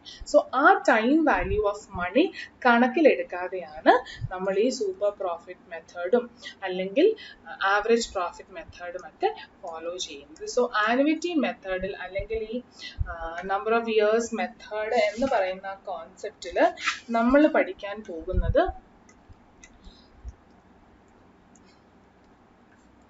is nothing but how do you take into account the time value of money and then compute our goodwill accordingly. Actually number of years method എന്നല്ല, directly ഇത്രയുള്ളൂ, annuity method എന്ന് തന്നെ പറഞ്ഞാൽ മതി. annuity method. So how are we going to find out that എന്നുള്ളത് നമ്മൾക്കൊന്ന് നോക്കാം. എങ്ങനെയാണ് ആ കമ്പ്യൂട്ടേഷനിലേക്ക് നമ്മൾ പോകുന്നത് എന്ന് നമ്മൾക്കൊന്ന് കമ്പ്യൂട്ട് ചെയ്ത് നോക്കാം. സെയിം എക്സാമ്പിൾ നമ്മൾക്ക് എടുക്കാം. സെക്കൻഡ് കേസിൽ എടുത്ത് super profit 1 lakh for 2 years. Simple ആയിട്ടുള്ള ഒരു പ്രോബ്ലം ബേസ് നമ്മൾക്ക് എടുക്കാം. അപ്പോൾ ഇയർ 2 വർഷത്തെ കണക്കാണ് പറയുന്നത് അല്ലേ? Year 1 and year 2. Super profit ഞാൻ ഏൺ ചെയ്യാൻ പോകുന്ന profit 1 lakh. But then in annuity method I have to think about the time value of money. And time value of money നിങ്ങൾ ചിന്തിക്കണമെങ്കിൽ അതിൻ്റെ അർത്ഥം അല്ലെങ്കിൽ അതെങ്ങനെ ചിന്തിക്കുമെന്നുള്ളത് നമ്മൾക്കൊന്ന് നോക്കാം. ആഫ്റ്റർ 1 year 2020 നിന്നുകൊണ്ടാണ് ഞാൻ പറയുന്നത് അടുത്ത 2 കൊല്ലവും എനിക്ക് ഇതേ പ്രോഫിറ്റ് 1 lakh കിട്ടും. അതായത് ഒരു വർഷത്തിന് ശേഷമാണ് I am supposed to get 1 lakh rupees as my profit. So you can understand this time value of money in such a way that ഒരു വർഷത്തിന് ശേഷം 1 ലക്ഷം രൂപ കിട്ടണമെങ്കിൽ how much should I have it in my hand now? If I have 90,000, ഞാനൊരു example പറയുകയാണ്. If I have 90,000 now, I can go and invest this 90,000 in a bank FD. ഒരു കൊല്ലത്തേക്ക് ബാങ്ക് എഫ് ഡി ഇടുകയാണ് വെക്കുക. അവിടുന്ന് ഒരു വർഷം കഴിയുമ്പോൾ എനിക്ക് എന്തും കൂടെ കിട്ടും, ഈ 90യുടെ കൂടെ ഒരു ഇൻട്രസ്റ്റും കൂടെ കിട്ടും. അതും കൂടെ ചേർന്ന് എന്തായി മാറും? 1 lakh rupees. അതായത് അടുത്ത കൊല്ലം എനിക്ക് 1 ലക്ഷം കിട്ടണമെങ്കിൽ ഇന്ന് എൻ്റെ കയ്യിൽ 1 ലക്ഷം രൂപ വേണ്ട ആവശ്യമുണ്ടോ? നോ, 90,000 റുപ്പീസ് മതി. അതിൻ്റെ കൂടെ അല്ലെങ്കിൽ ആ ഒരു എമൗണ്ട് നമ്മൾ എവിടെയെങ്കിലും കൊണ്ട് ഇൻവെസ്റ്റ് ചെയ്താൽ ആ കിട്ടുന്ന ഇൻട്രസ്റ്റും കൂടെ ചേർത്ത് ഒരു കൊല്ലത്തിന് ശേഷം 1 lakh ആയിക്കോളും. But presently I do not need 1 lakh rupees. I need it only after 1 year. So ഈ ഒരു ഇൻട്രസ്റ്റ് ഈ ഒരു ലോജിക്കലി മനസ്സിലാക്കുന്ന ഈ ഇൻട്രസ്റ്റ് റേറ്റ് അല്ലെങ്കിൽ ഈ റേറ്റിനെ നമ്മൾ ഇവിടെ ഡിസ്കൗണ്ടിങ് ഫാക്ടർ എന്നാണ് വിളിക്കുന്നത്. Discounting factor. അതായത് if I have to earn super profit of 1 lakh in next 1 year and after 2 years, what is going to be my discounting factor? What is going to be this concept ഉള്ള rate എന്ന് മനസ്സിലാക്കുക. അത് നമ്മൾക്ക് example ആയിട്ട് ഒരു 15% എടുക്കാം. So discounting factor at 15%. How do you compute that? The percentage compute അല്ലെങ്കിൽ discounting factor നിങ്ങളുടെ ലോഗ് ടേബിളിലൊക്കെ വരുന്ന ഒരു കാര്യമാണ്. പക്ഷെ നമ്മൾക്ക് അക്കൗണ്ട്സിൽ ലോഗരിതം ടേബിൾ ഒന്നും നമ്മൾക്ക് തരില്ല. അപ്പോൾ ഇതൊന്നും വെച്ചിട്ടല്ല നമ്മൾ കമ്പ്യൂട്ട് ചെയ്യുന്നത്, നമുക്ക് കാൽക്കുലേറ്ററിൽ തന്നെ കമ്പ്യൂട്ട് ചെയ്യാം. ഡിസ്കൗണ്ടിങ് ഫാക്ടർ എന്നോ അല്ലെങ്കിൽ ഇതിനെ പ്രസന്റ് വാല്യൂ എന്നും വിളിക്കാം. എന്താണ് പ്രസന്റ് വാല്യൂ? 1 ലക്ഷം രൂപ ഒരു വർഷത്തിന് ശേഷമാണ്. ആ 1 ലക്ഷം രൂപ ഒരു വർഷത്തിന് ശേഷമാണെങ്കിൽ അതിൻ്റെ ഇന്നത്തെ പ്രസന്റ് വാല്യൂ എത്രയാണ്? അപ്പോൾ പി വി എന്നും ഇതിനെ പറയാറുണ്ട്, present value factor or P V factor. Both are conceptually the same thing. So if I find that rate to be 15%, discounting factor ആയിട്ട് ഞാൻ എങ്ങനെയാണ് കമ്പ്യൂട്ടേഷൻ നടത്തുന്നത്? ഒരു വർഷത്തിന് ശേഷമാണ് എനിക്ക് 1 ലക്ഷം കിട്ടേണ്ടത്. So the formula will be 1 divided by 1 plus r the whole raised to n. 1 divided by 1 plus r the whole raised to n, where r is the percentage and n is the number of years ഇവിടെ തന്നിരിക്കുന്നത്. അപ്പോൾ ആദ്യത്തെ കേസിലെ discounting factor എത്രയായിരിക്കും? 1 divided by 1.15. It is going to be 0.8696. ഒരു 4 digit എങ്കിലും decimal എപ്പോഴും എടുക്കുന്നതാണ് നല്ലത്. അപ്പോൾ ഏറ്റവും നല്ല ആക്യുറേറ്റിൻ്റെ അടുത്ത് വരെ നമ്മൾക്ക് എത്താൻ പറ്റും, ഇല്ലെങ്കിൽ കുറേ ഡിഫറൻസസ് വരും. സോ ആദ്യത്തെ വർഷം അല്ലെങ്കിൽ ഒരു വർഷത്തിന് ശേഷം 1 ലക്ഷം സൂപ്പർ പ്രോഫിറ്റ് കിട്ടുന്ന കേസസിൽ ഡിസ്കൗണ്ടിങ് ഫാക്ടറായിട്ട് നമ്മൾ അല്ലെങ്കിൽ റേറ്റ് ഓഫ് ഇൻട്രസ്റ്റ് ആയിട്ട് 15% ഫിക്സ് ചെയ്യുന്നതെങ്കിൽ my discounting factor is going to be 0.8696. And what will be the discounting factor if I have to earn after 2 years 1 lakh rupees as profit? Then my formula again will be same, 1 divided by 1 plus r the whole raised to n. ഇവിടെ r 15%ഉം n എത്രയായി മാറും? 2 കൊല്ലമാണ്. അതായത് ഇപ്പോഴല്ല എനിക്ക് 1 ലക്ഷം രൂപ കിട്ടേണ്ടത്, 2 കൊല്ലങ്ങൾക്ക് ശേഷമാണ്. So therefore 1 divided by 1.5നെ 2 പ്രാവശ്യം മൾട്ടിപ്ലൈ ആണ്. ഡിനോമിനേറ്ററിൽ ട്വൈസ് ആണ്, റേസ് ടു ദ പവർ 2 ആണ് അല്ലേ. So 1 divided by 1.5 divided by 1. Which is going to be 7.7561. Yeah, ഇത്രയും കിട്ടിയതിന് ശേഷം we will now give the last column as discounted value of super profit. Super profit തന്നെ, പക്ഷെ അടുത്ത വർഷം കിട്ടാൻ പോകുന്ന 1 ലക്ഷം എന്ന് പറഞ്ഞിട്ട് കാര്യമില്ല. ഇന്ന് അതിന്റെ വില എത്രയാണോ അതിന്റെ ബേസിലായിരിക്കും നമ്മൾ ഗുഡ്വിൽ കമ്പ്യൂട്ടേഷൻ നടത്താൻ പോകുന്നത്. സോ ഫസ്റ്റ് ഇയറിന്റെ ഗുഡ്വിൽ സൂപ്പർ പ്രോഫിറ്റ് എത്രയായിരിക്കും? 1 lakh ആണ് ഒരു വർഷത്തിന് ശേഷം, അതിന്റെ ഡിസ്കൗണ്ടിങ് ഫാക്ടർ 0.8696 ആണ്. So how will you arrive at the present value of this 1 lakh? Multiply by this 0.8696. So I can say the discounted value of super profit is going to be in first year 86,960. അതായത് ഇവിടെ പറയാൻ ഉദ്ദേശിക്കുന്നത് എന്താണ്? 2020ൽ നിന്നുകൊണ്ട് 86,960 86,960 super profit കിട്ടിയാലാണ് I can say predict ചെയ്യാൻ പറ്റുന്നത് അടുത്ത വർഷം ഒരു വർഷം കഴിയുമ്പോൾ ഈ 86,960 എന്നുള്ളത് 1,00,000 മാറും. അതിനെങ്ങനെയാണ് മാറുന്നതെന്ന് മനസ്സിലാക്കാനാണ് പറഞ്ഞത്. ഈ 86,960 2020 അവസാനം കൊണ്ട് നമ്മൾ എന്ത് ചെയ്യും, ഒരു ബാങ്ക് എഫ് ഡിയിൽ കൊണ്ടിടും. ആ ബാങ്ക് എഫ് ഡിയിൽ നിന്ന് 15% ഇൻട്രസ്റ്റ് കിട്ടും. ഒന്ന് കമ്പ്യൂട്ട് ചെയ്ത് നോക്കിയേ. 86,960യുടെ 15% ഇൻകം ഫോർ 1 ഇയർ എത്രയായിരിക്കും? 13,044. 86,960 എത്ര വരുന്നുണ്ട് എമൗണ്ട്? 86,960യുടെ കൂടെ ആ 15% ഇൻട്രസ്റ്റ് ഇൻകം കൂടെ കിട്ടും. You will get somewhere around 1,04 rupees. ആ 4 rupeesന്റെ ഒക്കെ ഡിഫറൻസ്, റൗണ്ടിങ് ഓഫ് ഡിഫറൻസ് വരുന്നത് ഇവിടെ ഡിസ്കൗണ്ടിങ് ഫാക്ടർ പല ഡെസിമൽ ആയതുകൊണ്ട് ഇവിടെ 4 വരെ നമ്മൾ റെസ്ട്രിക്ട് ചെയ്ത് ശരിക്കും 11 ഡെസിമൽസ് വരെയൊക്കെ പോകും അല്ലേ. ആ ഒരു അക്യുറസി എറർ മാത്രമേ വരുള്ളൂ. അല്ലെങ്കിൽ you will get near to what is there as the future super profit. ഇനി രണ്ടാമത്തെ കേസ് എടുത്ത് നോക്കി. 1 lakh ആണ് 2 വർഷങ്ങൾക്ക് ശേഷം കിട്ടുന്നത്. അതിന്റെ discounting factor 7561, which means the discounted value of that super profit is going to be 75,610. What does that mean? If I have 75,610 in 2020 end, if I go and deposit in a bank FD for 2 years, 2 Kollam invest ചെയ്യണം. 2 കൊല്ലം invest ചെയ്യുമ്പോൾ I will get 2 years interest over this amount. ആ 2 വർഷത്തെ ഇൻട്രസ്റ്റും ഈ പ്രിൻസിപ്പളിലേക്കും കൂടെ ചേർന്ന് കഴിയുമ്പോഴാണ് എന്തായി മാറുന്നത്? ഫ്യൂച്ചറിൽ അത് 1 lakh 2 കൊല്ലങ്ങൾക്ക് ശേഷം ആയി മാറുന്നത്. അതും നിങ്ങളൊന്ന് കമ്പ്യൂട്ട് ചെയ്ത് നോക്കിക്കോളൂ. Yeah, that also you will get around 99,994. 2 കൊല്ലത്തെ ഇൻട്രസ്റ്റും കൂടെ വന്നു കഴിയുമ്പോൾ, which means that is also ഒരു 6 രൂപയുടെ ഡിഫറൻസേ ഉള്ളൂ. അതിപ്പോൾ കൂടുതലും ആവാം കുറവാകാം. That is all because of this decimal approximation, but that is okay.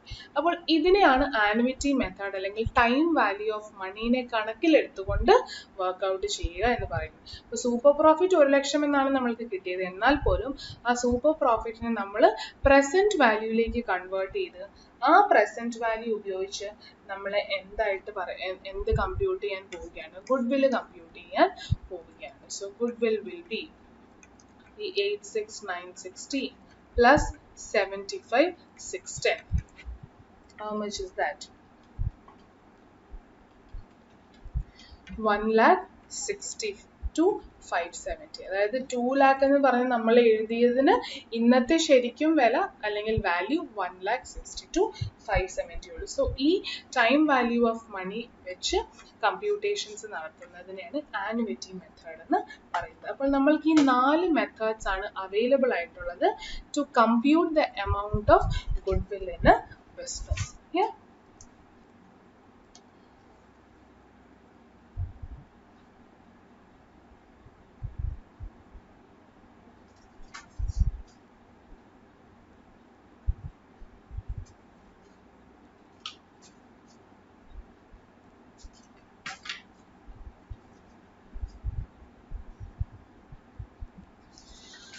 Now next we will have to understand something else. ഈ പ്രോഫിറ്റ് ഷെയറിംഗ് റേഷ്യോ ആദ്യത്തെ ക്ലാസ്സിൽ നമ്മൾ ചെറുതായിട്ടൊന്ന് പറഞ്ഞതാണ്.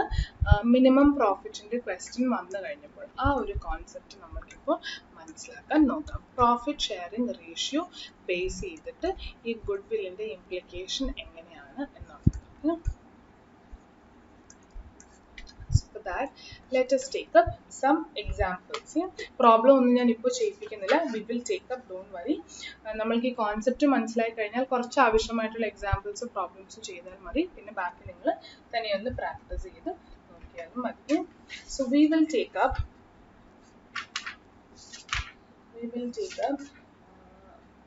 few situations.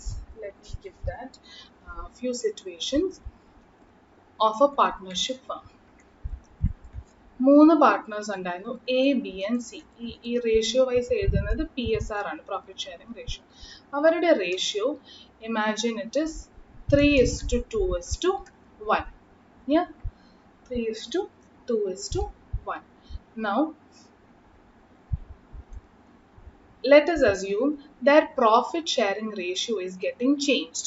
Change in profit sharing ratio വരുന്നുണ്ട്. And എന്താണ് change in profit sharing ratio? A is to B is to C is 1 is to 1 is to 1. അതായത് equal profit sharing ratio ആയിട്ട് നമ്മൾ മാറ്റി. Old ratio ഇത്, this one is new ratio. Now what are we going to try or find out in this case? നമ്മൾ goodwill compute ചെയ്യേണ്ട മെത്തേഡും അല്ലെ വാല്യൂം ഒക്കെ പറഞ്ഞു അല്ലേ. എന്തുകൊണ്ടാണ് നമ്മൾ ഇത് അല്ലെങ്കിൽ എന്തിലാണ് നമ്മൾ ഇത് ഗുഡ്വിൽ കമ്പ്യൂട്ടേഷൻ യൂസ് ചെയ്യാൻ പോകുന്നത്? when there is a change in profit sharing ratio അല്ലെങ്കിൽ പാർട്ട്ണർ അഡ്മിറ്റ് ആകുമ്പോൾ അല്ലെങ്കിൽ റിട്ടയർ ആകുമ്പോൾ എന്നൊക്കെ നമ്മൾ പറഞ്ഞു അല്ലേ. അൾട്ടിമേറ്റ്ലി ഗുഡ്വിൽ വെച്ചിട്ട് നമ്മൾ ഈ കമ്പ്യൂട്ടേഷൻസ് ഒക്കെ ചേഞ്ച് ഇൻ പ്രോഫിറ്റ് ഷെയറിംഗ് റേഷ്യോയിലും പുതിയൊരു ആള് അഡ്മിറ്റ് ആവുമ്പോഴും ഒക്കെ ചെയ്യുന്നതിന്റെ റീസൺ എന്താണ്, ലോജിക് എന്താണ്? The logic is only that the persons or partners who have invested their time and money and efforts into getting that reputation or goodwill should only get the benefit of that goodwill. പുതിയതായിട്ട് വന്ന ഒരാൾക്കോ അല്ലെങ്കിൽ ഇടയ്ക്ക് വെച്ച് പോകുന്ന ഒരാൾക്കോ ആ benefit ഒരിക്കലും നഷ്ടമാവാനോ excess കിട്ടാനോ പാടില്ല. Let me explain it through an example. Imagine 3 partners ഉള്ള ഒരു firm ആണ് ABC. ആ 3 പേരും ബിസിനസ് നല്ലപോലെ നടത്തി, നല്ല പേരും വന്നു, ബിസിനസിന്റെ സെയിൽസ് ഒക്കെ നല്ലപോലെ ഇൻക്രീസ് ആവുന്നുണ്ട്. ആൻഡ് പെട്ടെന്ന് ഡി എന്ന് പറയുന്ന പാർട്ട്ണർ അവിടെ ജോയിൻ ചെയ്തു എന്ന് വെക്കുക. അപ്പോൾ ഡി എന്ന് പറയുന്ന പാർട്ട്ണർ ആ പാർട്ട്ണർഷിപ്പ് ഫേമിലേക്ക് വരുമ്പോൾ ഐഡിയലി സ്പീക്കിംഗ് ഓൾറെഡി ഉള്ള പാർട്ട്ണർഷിപ്പിൽ നിന്ന് കുറച്ചെങ്കിലും ആൾക്കാരുടെ ഷെയർ ഓഫ് പ്രോഫിറ്റ് കുറഞ്ഞു പോവില്ല. കാരണം ഏൺ ചെയ്യാൻ പോകുന്ന പ്രോഫിറ്റ് ചിലപ്പോൾ ഒന്നായിരിക്കും, അല്ലെങ്കിൽ നമ്മൾക്ക് മനസ്സിലാക്കാൻ വേണ്ടി 1 എന്ന് വിളിക്കാം, the profit that business is going to earn. നേരത്തെ ഈ 1 റുപ്പി 3 പേരാണ് ഷെയർ ചെയ്യുന്നിരുന്നെങ്കിൽ ഇനി അത് ഷെയർ ചെയ്യാൻ പോകുന്ന 4 പേരാണ്. അപ്പോൾ ഒരാൾക്കെങ്കിലും ആ ഒരു പുതിയ ആള് വന്നതിന്റെ നഷ്ടം സഹിക്കേണ്ടി വന്നെന്നിരിക്കാം അല്ലെ. അപ്പോൾ അങ്ങനെ ഒരു നഷ്ടം അയാൾ സഹിക്കുമ്പോൾ if we do not take into consideration the goodwill at the time of this new person coming into picture, imagine ആ goodwill ഒന്നും കമ്പ്യൂട്ട് ചെയ്യാതെ നമ്മൾ ബിസിനസ് മുന്നോട്ട് കൊണ്ടുപോയി. അപ്പോൾ നല്ല ബിസിനസ്സിന് ഗ്രോത്ത് ഉണ്ടായി, സെയിൽസ് കൂടി, സ്റ്റോക്കിൽ നല്ല മാറ്റമുണ്ട്, ഡെറ്റേഴ്സ് മാറി. അൾട്ടിമേറ്റ്ലി കുറെ വർഷങ്ങൾക്ക് ശേഷം ഈ ബിസിനസ് വൈൻഡ് അപ്പ് ചെയ്യാന്ന് വിചാരിക്കാം. വൈൻഡ് അപ്പ് ചെയ്യാൻ നേരത്ത് അല്ലെങ്കിൽ കംപ്ലീറ്റ്ലി ക്ലോസ് ചെയ്യാൻ നേരത്ത് ആ ബിസിനസിന്റെ ലാഭം, അന്ന് വരെയുള്ള എല്ലാ അസറ്റും ലയബിലിറ്റിയും അല്ലെങ്കിൽ ലാഭവിഹിതവും ആർക്കൊക്കെ കിട്ടും? എല്ലാ പാർട്ട്നേഴ്സിനും കിട്ടും, ABCD. എന്നാൽ അതിൽ കുറച്ച് അസറ്റ് കൂടാനും അല്ലെങ്കിൽ ലാഭം ഉണ്ടാക്കാനും റീസൺസ് ആര് മാത്രമായിരുന്നു? ഏറ്റവും ആദ്യത്തെ പാർട്ട്ണർ ഡി ഇടയ്ക്ക് വെച്ച് വന്നതാണ് അല്ലേ. അപ്പോൾ ഇടയ്ക്ക് വെച്ച് വന്ന ആ ഒരു ഡേറ്റ് തൊട്ട് എന്ന് വരെ അയാൾ പാർട്ട്ണറായിട്ടുണ്ടോ, ഐഡിയലി സ്പീക്കിംഗ് അത്രയും നാളുമേ അയാൾക്ക് ഈ ലാഭവിഹിതം അല്ലെങ്കിൽ ബിസിനസിന്റെ ഉയർച്ചകളൊക്കെ അയാളുടെ ബെനിഫിറ്റ് ആയിട്ട് വരാൻ പാടുള്ളൂ. But if we do not consider goodwill at the time he is getting admitted, what happens in the event of winding up or in the event this company is partnership firm is getting dissolved, the entire persons or partners at the time will get the benefit. Some അത് കിട്ടാൻ eligible അല്ലാത്തവർക്ക് കിട്ടിയെന്നിരിക്കാം, ഡിയുടെ example. പിന്നെ extra കിട്ടേണ്ട ഒരാൾക്ക് ഇത് കുറഞ്ഞു പോയെന്നും ഇരിക്കാം അല്ലെ. അപ്പോൾ അങ്ങനെയൊന്നും സംഭവിക്കാതിരിക്കാനാണ് പ്രോഫിറ്റ് ഷെയറിംഗ് റേഷ്യോയിൽ എന്ത് മാറ്റം ഉണ്ടായാലും അല്ലെങ്കിൽ ഒരു അഡ്മിഷനോ റിട്ടയർമെന്റോ ഡെത്തോ വഴി അൾട്ടിമേറ്റ്ലി ഒരു പ്രോഫിറ്റ് ഷെയറിംഗ് റേഷ്യോയിൽ തന്നെയാണ് ചേഞ്ച് വരുന്നത്. ആ അൾട്ടിമേറ്റ്ലി പ്രോഫിറ്റ് ഷെയറിംഗ് റേഷ്യോയിൽ ചേഞ്ച് വരുമ്പോൾ because of any of this reasons we go ahead and find the goodwill, because we want to find the goodwill at that date on the happening of these events. അപ്പോൾ ഈ event വന്ന് കഴിയുമ്പോൾ എന്തൊക്കെയാണ് ഇത്രയും നാളും കൊണ്ടും ഇവർ ഏൺ ചെയ്ത ഗുഡ്വിൽ എന്ന് നോക്കുക. എന്നിട്ട് അത് ഏൺ ചെയ്യാൻ സഹായിച്ചത് ആരൊക്കെയാണോ അവർക്ക് മാത്രം ഇതിന്റെ ബെനിഫിറ്റ് പോവുക, അല്ലാത്തവർക്ക് ഇതിന്റെ ബെനിഫിറ്റ് കൊടുക്കാൻ പാടില്ല. അതാണ് ലോജിക്കലി ഗുഡ്വിൽ നമ്മൾ ഈ 3 അല്ലെങ്കിൽ 4 കേസസിൽ കമ്പ്യൂട്ട് ചെയ്യുന്നതിന്റെ കാരണം. സോ അതിനുവേണ്ടി നമ്മൾ ഇനി പ്രോഫിറ്റ് ഷെയറിംഗ് റേഷ്യോയിൽ കുറച്ച് കമ്പ്യൂട്ടേഷൻസ് പഠിക്കാൻ പോവുകയാണ്. what is those profit sharing ratio computation is. Just like we said, A, B and C എന്ന് പറയുന്ന 3 പാർട്ട്നേഴ്സ് ഉണ്ട്. ഇടയ്ക്ക് വെച്ച് D എന്ന് പറയുന്ന ഒരാളെ നമ്മൾ അപ്പോയിന്റ് ചെയ്തു. അപ്പോൾ നമ്മൾ പറഞ്ഞു 1 രൂപയാണ് പ്രോഫിറ്റ്, ആ പ്രോഫിറ്റ് പണ്ട് 3 പേര് സ്പ്ലിറ്റ് ചെയ്യായിരുന്നു, D ഇത് വന്നു കഴിഞ്ഞപ്പോൾ 4 പേരായി അല്ലേ. അപ്പോൾ which means there will be at least one partner from the list of previous partners who are ultimately losing some share of their profit. ഈ പുതിയ പാർട്ട്ണർ വന്നത് കാരണം അല്ലേ. അങ്ങനെ ആരെങ്കിലും അവരുടെ പ്രോഫിറ്റിനെ വേണ്ടെന്ന് അല്ലെങ്കിൽ ലൂസ് ചെയ്യുന്നുണ്ടെങ്കിൽ അയാളെയാണ് സാക്രിഫൈസിങ് പാർട്ട്ണർ എന്ന് വിളിക്കുന്നത്. because he is sacrificing his earlier profit percentage അല്ലെങ്കിൽ profit share. അയാൾ അത് സാക്രിഫൈസ് ചെയ്ത് പുതിയ വരുന്ന ആൾക്കത് കൊടുക്കുകയാണ്. So if more than one partners are going to incur this sacrificing position, then we find the ratio among those sacrificing partners and then it will be termed as a sacrificing ratio. അപ്പോൾ sacrificing ratio, imagine A യും B യും ആണ് sacrifice ചെയ്യുന്നതെന്ന് വെക്കുക. അവർ തമ്മിലുള്ള ratio 2:1 ആണെങ്കിൽ നമ്മൾ പറയുകയാണ് A അയാളുടെ ഷെയർ ഓഫ് പ്രോഫിറ്റിന്റെ 2ഉം B ഒരു ഷെയർ ഓഫ് പ്രോഫിറ്റും അയാൾ വേണ്ടാന്ന് വെക്കുകയാണ്. എന്തിനു വേണ്ടി? പുതിയ പാർട്ട്ണറായ ഡീനെ കൊണ്ടുവരാൻ. ഇനി സാക്രിഫൈസിങ് റേഷ്യോ എന്താണെന്ന് നമ്മൾക്ക് മനസ്സിലായില്ലേ? പുതിയ അഡ്മിഷന്റെ സമയത്ത് മാത്രമല്ല, ഇതുപോലെ നമ്മൾ ആദ്യം എഴുതിയ എക്സാമ്പിൾ പോലെ ഷെയർ ഓഫ് പ്രോഫിറ്റിൽ ചേഞ്ച് വന്നാലും ഈ ഒരു സാക്രിഫൈസ് വരാൻ സാധ്യതയുണ്ട്. ഇനി സാക്രിഫൈസ് വരുന്നത് പോലെ ഒരു കോയിന്റെ മറുവശം പോലെ എന്തും വരും, ഒരു ഗെയിനിങ് റേഷ്യോയും വരും. ആരാണ് നമ്മളുടെ ഈ അവസാനത്തെ എക്സാമ്പിൾ ABCDയുടെ എക്സാമ്പിളിൽ ഗെയിൻ ഒറ്റയടിക്ക് നോക്കിയാൽ നേടുന്നു എന്ന് നമ്മൾക്ക് തോന്നുന്നത്? ഗെയിനിങ് പാർട്ട്ണർ ആരാണ്? D ആണ്. because till now he was not getting any income or profit from this business. ഇങ്ങനൊരു ബിസിനസ്സുമായിട്ട് അയാൾക്ക് ഒരു ബന്ധമില്ലായിരുന്നു. പക്ഷെ പെട്ടെന്നാണ് അയാൾ ഇതിന്റെ പാർട്ട്ണർ ആയതും ആ പാർട്ട്ണർഷിപ്പ് ഫേമിന്റെ ലാഭത്തിന്റെ ഒരു വിഹിതം ഇയാൾക്ക് കിട്ടി തുടങ്ങിയത്. So which means D is a gaining partner. Yeah, so D gaining partner ആണ് and A and B sacrificing partner ആണെങ്കിൽ what will be the ideal or logical situation? We can say the person who is gaining should actually compensate the people who are losing or sacrificing to ensure that the new person comes into picture or the new profit sharing ratio comes into picture. അപ്പോൾ ഇയാൾ വരാൻ വേണ്ടി ഇയാൾക്ക് ഭാവിയിൽ ഇനി ഈ gaining ratio അല്ലെങ്കിൽ profit ലാഭം എല്ലാം കിട്ടാൻ വേണ്ടി A and B സാക്രിഫൈസ് ചെയ്യാണ് അവരുടെ ഭാവിയിലെ പ്രോഫിറ്റുകളൊക്കെ അല്ലേ. അപ്പോൾ അങ്ങനെ അവർ സാക്രിഫൈസ് ചെയ്യുമ്പോൾ നമ്മൾ ഈ സാക്രിഫൈസ് ചെയ്യുന്ന പാർട്ട്നേഴ്സിനെ കോമ്പൻസേറ്റ് ചെയ്യണം. എത്രയാണ് കോമ്പൻസേറ്റ് ചെയ്യുന്നത്? ഇത്രയും നാളും ഇവരുടെ കഴിവ് കൊണ്ട് അല്ലെങ്കിൽ എഫേർട്ട് കൊണ്ട് ഇവരുണ്ടാക്കിയ റെപ്യൂട്ടേഷൻ അല്ലെങ്കിൽ good will in another sense, ആ good വില്ലിന്റെ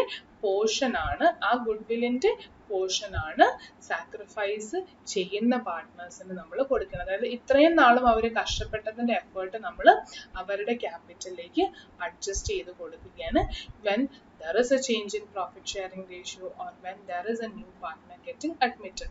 Same way, if a partner is retiring, A, B, C, D 4 പാർട്ട്നേഴ്സും ഉണ്ടായിരുന്നു തുടക്കത്തിൽ.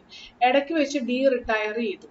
D റിട്ടയർ ചെയ്യുന്ന അന്ന് D പോയത് കാരണം 4 പേര് ഷെയർ ചെയ്തുകൊണ്ടിരുന്ന പ്രോഫിറ്റ് 3 പേരായി ഷെയർ ചെയ്യുന്നതായി കുറഞ്ഞു. അപ്പോൾ ഇവിടെ ആർക്കെങ്കിലും ഗെയിൻ ഉണ്ടായിട്ടില്ലേ? അപ്പോൾ ആ ഗെയിൻ ഉണ്ടായ ആള് ആരെ സപ്പോർട്ട് ചെയ്യണം അല്ലെങ്കിൽ ആരുടെ സാക്രിഫൈസിനെ കവർ ചെയ്യാൻ ശ്രമിക്കണം? D എന്ന് പറയുന്ന ആളുടെ സാക്രിഫൈസ്. എന്തുകൊണ്ടാണ് ഈ റിട്ടയർമെന്റ് കേസിൽ D സാക്രിഫൈസിങ് പാർട്ട്ണർ ആയത്? Till now he was earning some profit out of this business.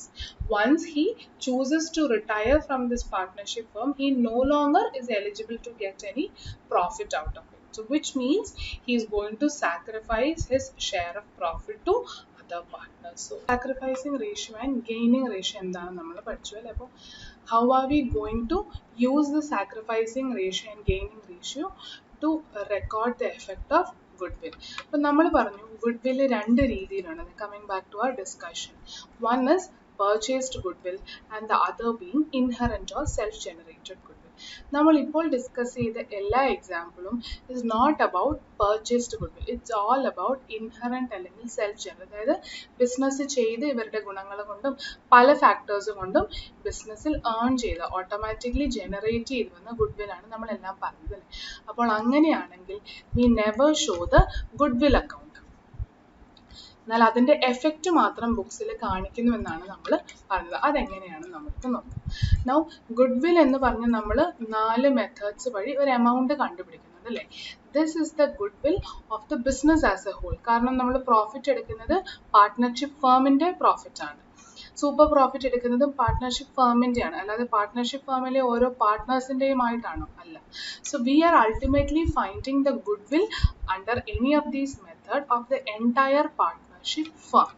Yeah, that point is clear. Now how are we going to record journal entries when it's an inherent or self-generated goodwill? For that you first have to compute goodwill of the firm either through any of the methods or in the question it will be given. The next step is you will have to find out who are the sacrificing partners and who are the gaining partners.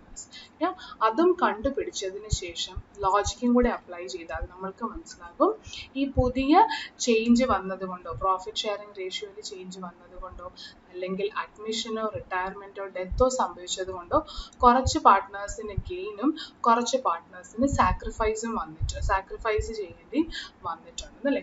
അപ്പോൾ അന്നത്തെ ദിവസം ഈ സാക്രിഫൈസിങ്ങും ഗെയിനിങ്ങും ഓരോരോ partners ഏറ്റെടുക്കുന്ന അന്നത്തെ ദിവസം ബിസിനസ്സിൻ്റെ goodwill എന്താണ് നമ്മൾ ആദ്യത്തെ സ്റ്റെപ്പ് വഴി കണ്ടുപിടിച്ചു.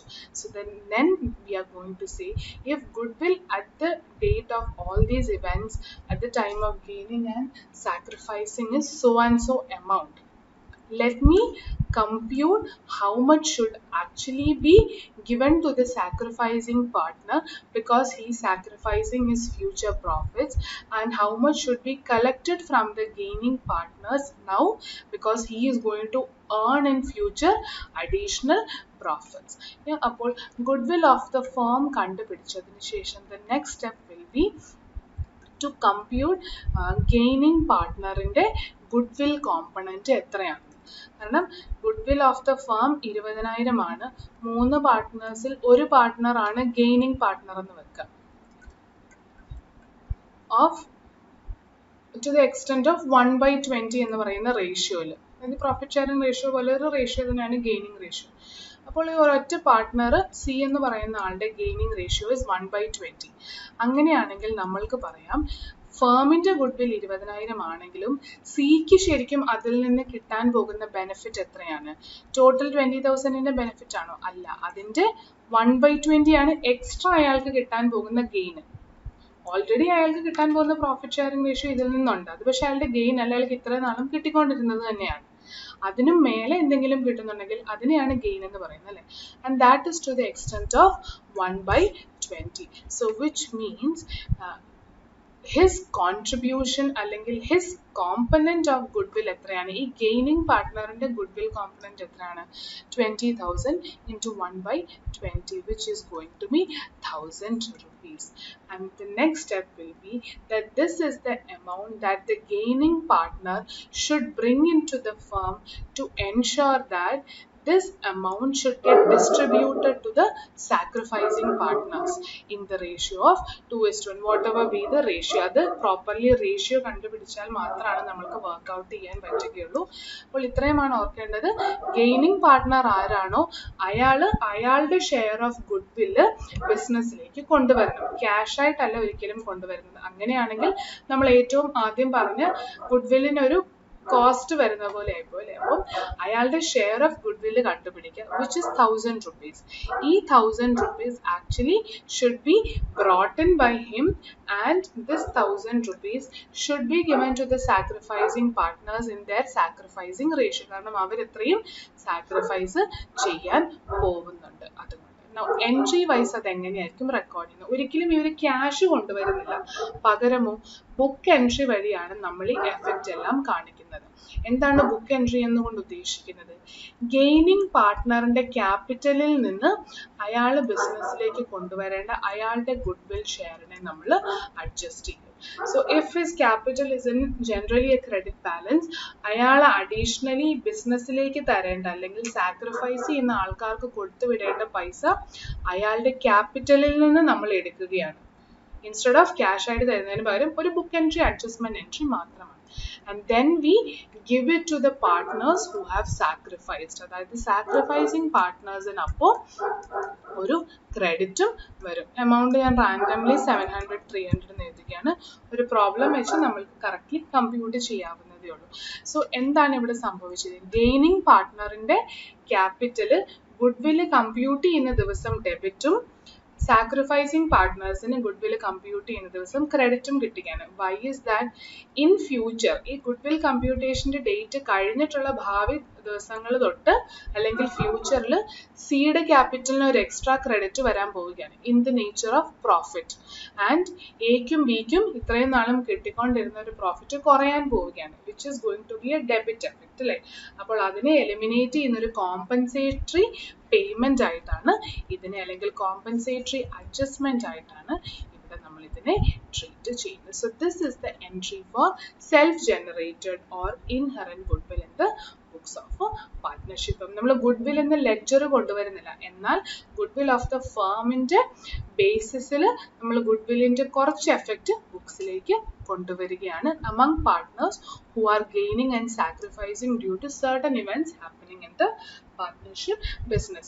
ഇനി പല ടൈപ്പിലുള്ള സിറ്റുവേഷൻസിൽ എങ്ങനെയാണ് ഈ ഗുഡ്വിൽ കമ്പ്യൂട്ടേഷൻ എന്നും അല്ലെങ്കിൽ എങ്ങനെയാണ് ജേർണൽ എൻട്രിയും എന്നൊക്കെയാണ് ടെക്സ്റ്റിൽ തന്നിരിക്കുന്നത്. അത് നമ്മൾക്ക് ഒന്ന് രണ്ട് പ്രോബ്ലംസ് ഇതൊന്ന് ഡീറ്റെയിലി മനസ്സിലാക്കാൻ let us take up now. Let's take up illustration number 1 from study material. Lee and Lawson are in equal partnership. They agreed to take Hicks as 1/4 partner. For this, it was decided to find out the value of goodwill. Messrs. Lee and Lawson earned profits during the year 2013 to 2016. On 31st December 2016, capital employed by Lee and Lawson was 5 lakh. Rate of normal profit is 20%. Find out the value of goodwill following various methods. ഇപ്പോൾ നമ്മൾ പഠിച്ച എല്ലാ മെത്തേഡും use ചെയ്യാൻ പറഞ്ഞു. അപ്പോൾ ഏറ്റവും ആദ്യം നമുക്ക് ആവറേജ് മെത്തേഡ് ഫോളോ ചെയ്യാം. Average method year 13, 14, 15 and 16, and the profits given are 1,20,000, 1,25,000, 1,30,000, 1,50,000. Now we can say that it has an increasing trend. Same percentage of increasing trend ആകണമെന്നില്ല.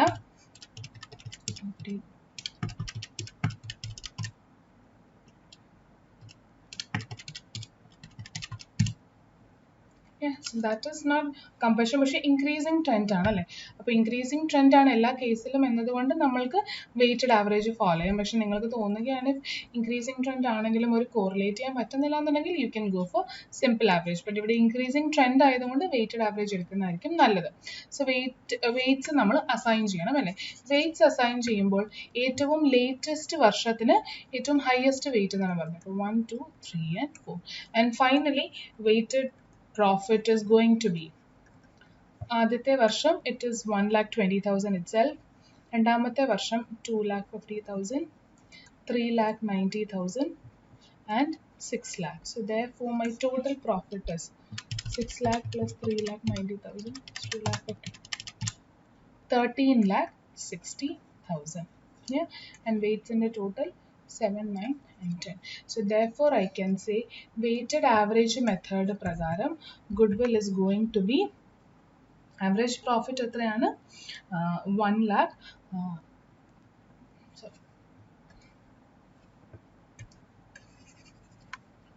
average profit is going to be 13,60,000 divided by 10, അതായത് 1,36,000. Yeah, that is my average profit. Now we are supposed to find out goodwill അല്ലേ. അപ്പോൾ goodwill compute ചെയ്യാൻ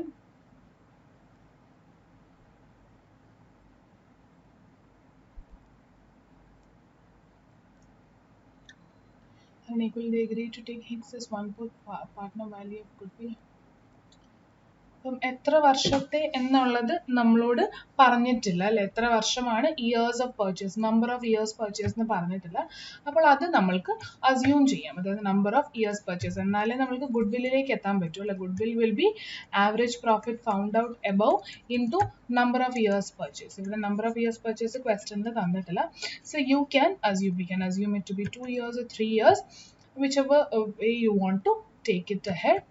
ഇനി study material 3 വർഷം എന്ന് assume ചെയ്തിട്ടുണ്ട്, അതുകൊണ്ട് നമ്മൾക്ക് അത് വെച്ച് ചെയ്യാം. നിർബന്ധമില്ല, അസംഷൻ ആണെന്ന് സ്റ്റഡി മെറ്റീരിയൽ എഴുതിയിട്ടുണ്ട്. അപ്പോൾ നിങ്ങൾക്ക് 2 വർഷം വേണമെങ്കിലും എടുക്കാം, 1 വർഷം വേണമെങ്കിലും എടുക്കാം, 4 വർഷം വേണമെങ്കിലും എടുക്കാം. Choice is yours. Let's go with study material. Assumption തന്നെ എടുക്കാം, ഒരു നിർബന്ധവും ഇല്ല, അങ്ങനെ തന്നെ എടുക്കാം. അപ്പോൾ 4,08,000 ആണ് ആദ്യത്തെ കേസിലെ ഗുഡ് വിൽ. ക്വസ്റ്റ്യനിൽ ഇത് തന്നിട്ടുണ്ടായിരുന്നു, നിങ്ങൾ എത്ര ഇയേഴ്സ് പർച്ചേസ് ആണെന്നുണ്ടെങ്കിൽ അത് തന്നെ അപ്ലൈ ചെയ്യുക. തരാത്തത് കൊണ്ടാണ് നമ്മൾ ഇങ്ങനെ എടുത്തത്. ഇനി അടുത്ത മെത്തേഡ് എന്തായിരുന്നു? Super profit method. Now what was super profit method? Normally ഈ ഇൻഡസ്ട്രിയിൽ വർക്ക് ചെയ്താൽ നിങ്ങൾക്ക് കിട്ടാൻ പോകുന്ന പ്രോഫിറ്റിലും കൂടുതലാണ് നിങ്ങൾ ആക്ച്വലി ഏൺ ചെയ്യുന്നതെങ്കിൽ അതിനെയാണ് സൂപ്പർ പ്രോഫിറ്റ് എന്ന്. ഇനി ആക്ച്വൽ പ്രോഫിറ്റ് നമ്മൾക്ക് ഓൾറെഡി കിട്ടി. എന്താണ് ഈ ആക്ച്വൽ പ്രോഫിറ്റ്? കറണ്ട് ഇയർ അല്ല, പ്രീവിയസ് പല വർഷങ്ങളുടെ നമ്മൾ കമ്പ്യൂട്ട് ചെയ്ത് തന്നെയാണ് എൻ്റെ ആക്ച്വൽ അല്ലേ, ആക്ച്വൽസ് ബേസ് ചെയ്തിട്ടാണ് നമ്മൾ ഈ ആവറേജിലേക്ക് എത്തിയിരിക്കുന്നത്. So we can say this actual profit is what I am going to earn in future.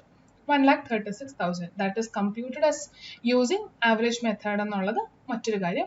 Actual profit of current year ഒന്നും നമ്മൾക്ക് തന്നിട്ടില്ല, അതുകൊണ്ട് നമ്മൾ ഈ ആവറേജ് പ്രോഫിറ്റ് എടുക്കുന്നതേ ഉള്ളൂ. ഇനി ഇതിനെ എന്തുമായിട്ട് കമ്പയർ ചെയ്യണം? നോർമൽ പ്രോഫിറ്റ്, അതായത് ഈ ഇൻഡസ്ട്രിയിൽ നമ്മൾ വർക്ക് ചെയ്താൽ നമ്മൾക്ക് കിട്ടാൻ പോകുന്ന സാധാരണ പ്രോഫിറ്റ് എത്രയാണോ അതുമായിട്ട് കമ്പയർ ചെയ്യാൻ. ആൻഡ് അതിന് പറഞ്ഞിരിക്കുന്നത് 5 lakh ആണ് ഈ ബിസിനസ്സിൽ ഇവർ ഇൻവെസ്റ്റ് ചെയ്തിരിക്കുന്ന ക്യാപിറ്റൽ. അതിൽ സാധാരണ കിട്ടാൻ പോകുന്ന normal profit percentage is 20%. So we can say that they actually have expected 20% on 5 lakh, meaning to say they expected only 1 lakh, but they received 1,36,000. Therefore, super profit is how much? Extra 36,000. Now, if super profit is 36,000, how much is goodwill? This 36,000 into the 3 years purchase, number of years purchase, which we have assumed. Now, നമ്മൾ assume ചെയ്തിരിക്കുന്നതാണ്. ഒരൊറ്റ assumption എടുത്താൽ മതി, എല്ലാത്തിനും applicable ആവും. So, രണ്ടാമത്തെ കേസിൽ super profit വെച്ച് compute ചെയ്യുമ്പോൾ goodwill is 1,08,000. Now, next we have annuity method. എന്തായിരുന്നു annuity മെത്തേഡിൽ നമ്മൾ പറഞ്ഞത്? ആനുവിറ്റി മെത്തേഡിൽ നമ്മൾ പറഞ്ഞിരുന്നത് നമ്മൾക്ക് എല്ലാ വർഷവും ഏൺ ചെയ്യാൻ പോകുന്ന പ്രോഫിറ്റ് ഓരോ വർഷങ്ങൾക്ക് ശേഷം, നെക്സ്റ്റ് ഇയറോ അല്ലെങ്കിൽ 2 വർഷത്തിന് ശേഷം 3 വർഷത്തിനൊക്കെ ശേഷമാണ് based on the number of years purchase അല്ലേ. പക്ഷെ നമ്മൾ ആ എമൗണ്ട് അങ്ങനെ തന്നെ എടുക്കുന്നതിന് പകരം അതിൻ്റെ ടൈം വാല്യൂ ഓഫ് മണിയും കൂടെ കണക്കിലെടുത്ത് വേണം annuity method വഴി goodwill compute ചെയ്യാനാണെന്നാണ് പറഞ്ഞത്. So let us do that using a table similarly of what we have discussionന്റെ സമയത്ത് എടുത്തതുപോലെ തന്നെ. So 3 വർഷമാണ് നമ്മൾ അസ്യൂം ചെയ്തിരിക്കുന്നത് നമ്പർ ഓഫ് ഇയേഴ്സ് പർച്ചേസ്. അപ്പോൾ 3 വർഷത്തെ കാര്യങ്ങൾ തന്നെ നമ്മൾ ഇൻട്രസ്റ്റ് റേറ്റ് കമ്പ്യൂട്ടേഷനും അല്ലെങ്കിൽ ടൈം വാല്യൂക്ക് വേണ്ടിയും അസ്യൂം ചെയ്യണം. Now next is profit. How much is the profit that I am planning to earn? Annuity method extension of super profit method ആണ്. അപ്പം നമ്മളുടെ സൂപ്പർ പ്രോഫിറ്റ് എത്രയായിരുന്നു? 36,000. സോ 36,000 3 വർഷവും കിട്ടുമെന്നാണ് ഞാൻ എക്സ്പെക്ട് ചെയ്യുന്നത് അല്ലേ. ഇനി ഇവിടെയാണ് നമ്മൾക്ക് ആ ഡിസ്കൗണ്ടിങ് ഫാക്ടർ വേണ്ടത്. ഡിസ്കൗണ്ടിങ് ഫാക്ടർ പെർസെൻറ്റേജ് എന്താണ് യൂസ് ചെയ്യേണ്ടത്? ഇവിടെ റേറ്റ് ഓഫ് നോർമൽ പ്രോഫിറ്റ് എന്ന് പറഞ്ഞ് തന്നിരിക്കുന്ന 20%നെ തന്നെ നമ്മൾക്ക് ഇൻട്രസ്റ്റ് റേറ്റ് ആയിട്ടും അസ്യൂം ചെയ്യാം. So therefore ആ ഒരു ഇൻട്രസ്റ്റ് തന്നെ റേറ്റ് ആയിരിക്കും നമ്മൾക്ക് ഇൻട്രസ്റ്റ് റേറ്റ് ആയിട്ടും കിട്ടാൻ പോകുന്നത്. Now how will you compute the discounting factor at 1 year? 1 divided by 1 plus r the whole raised to n. ആ ഫോർമുല എപ്പോഴും ഓർക്കുക. എന്നിട്ട് ഏത് വർഷത്തിന് അഗൻസ്റ്റ് ആണ് ഈ ഫോർമുല നിങ്ങൾ ഇടേണ്ടത് നോക്കുക. n-ന് വർഷം കൊടുക്കുക, r will be the percentage already assumed or taken into consideration. So first case 1 divided by 1.2, which is going to be 0.833. Then അടുത്തത് 1 divided by 1.2 twice, അതായത് 0.6944.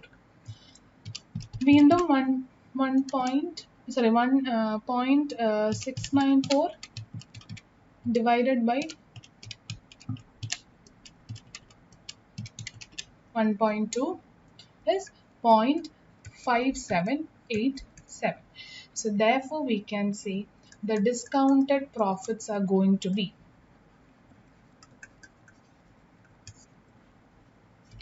36,000 into 0.8333, 29,999,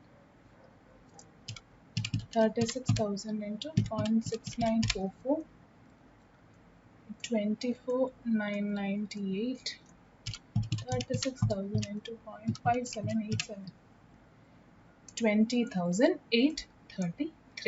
Approximate figure ആണ്. So ഇതിന്റെ എല്ലാത്തിന്റെയും കൂടെ ടോട്ടൽ എത്രയായിരിക്കും?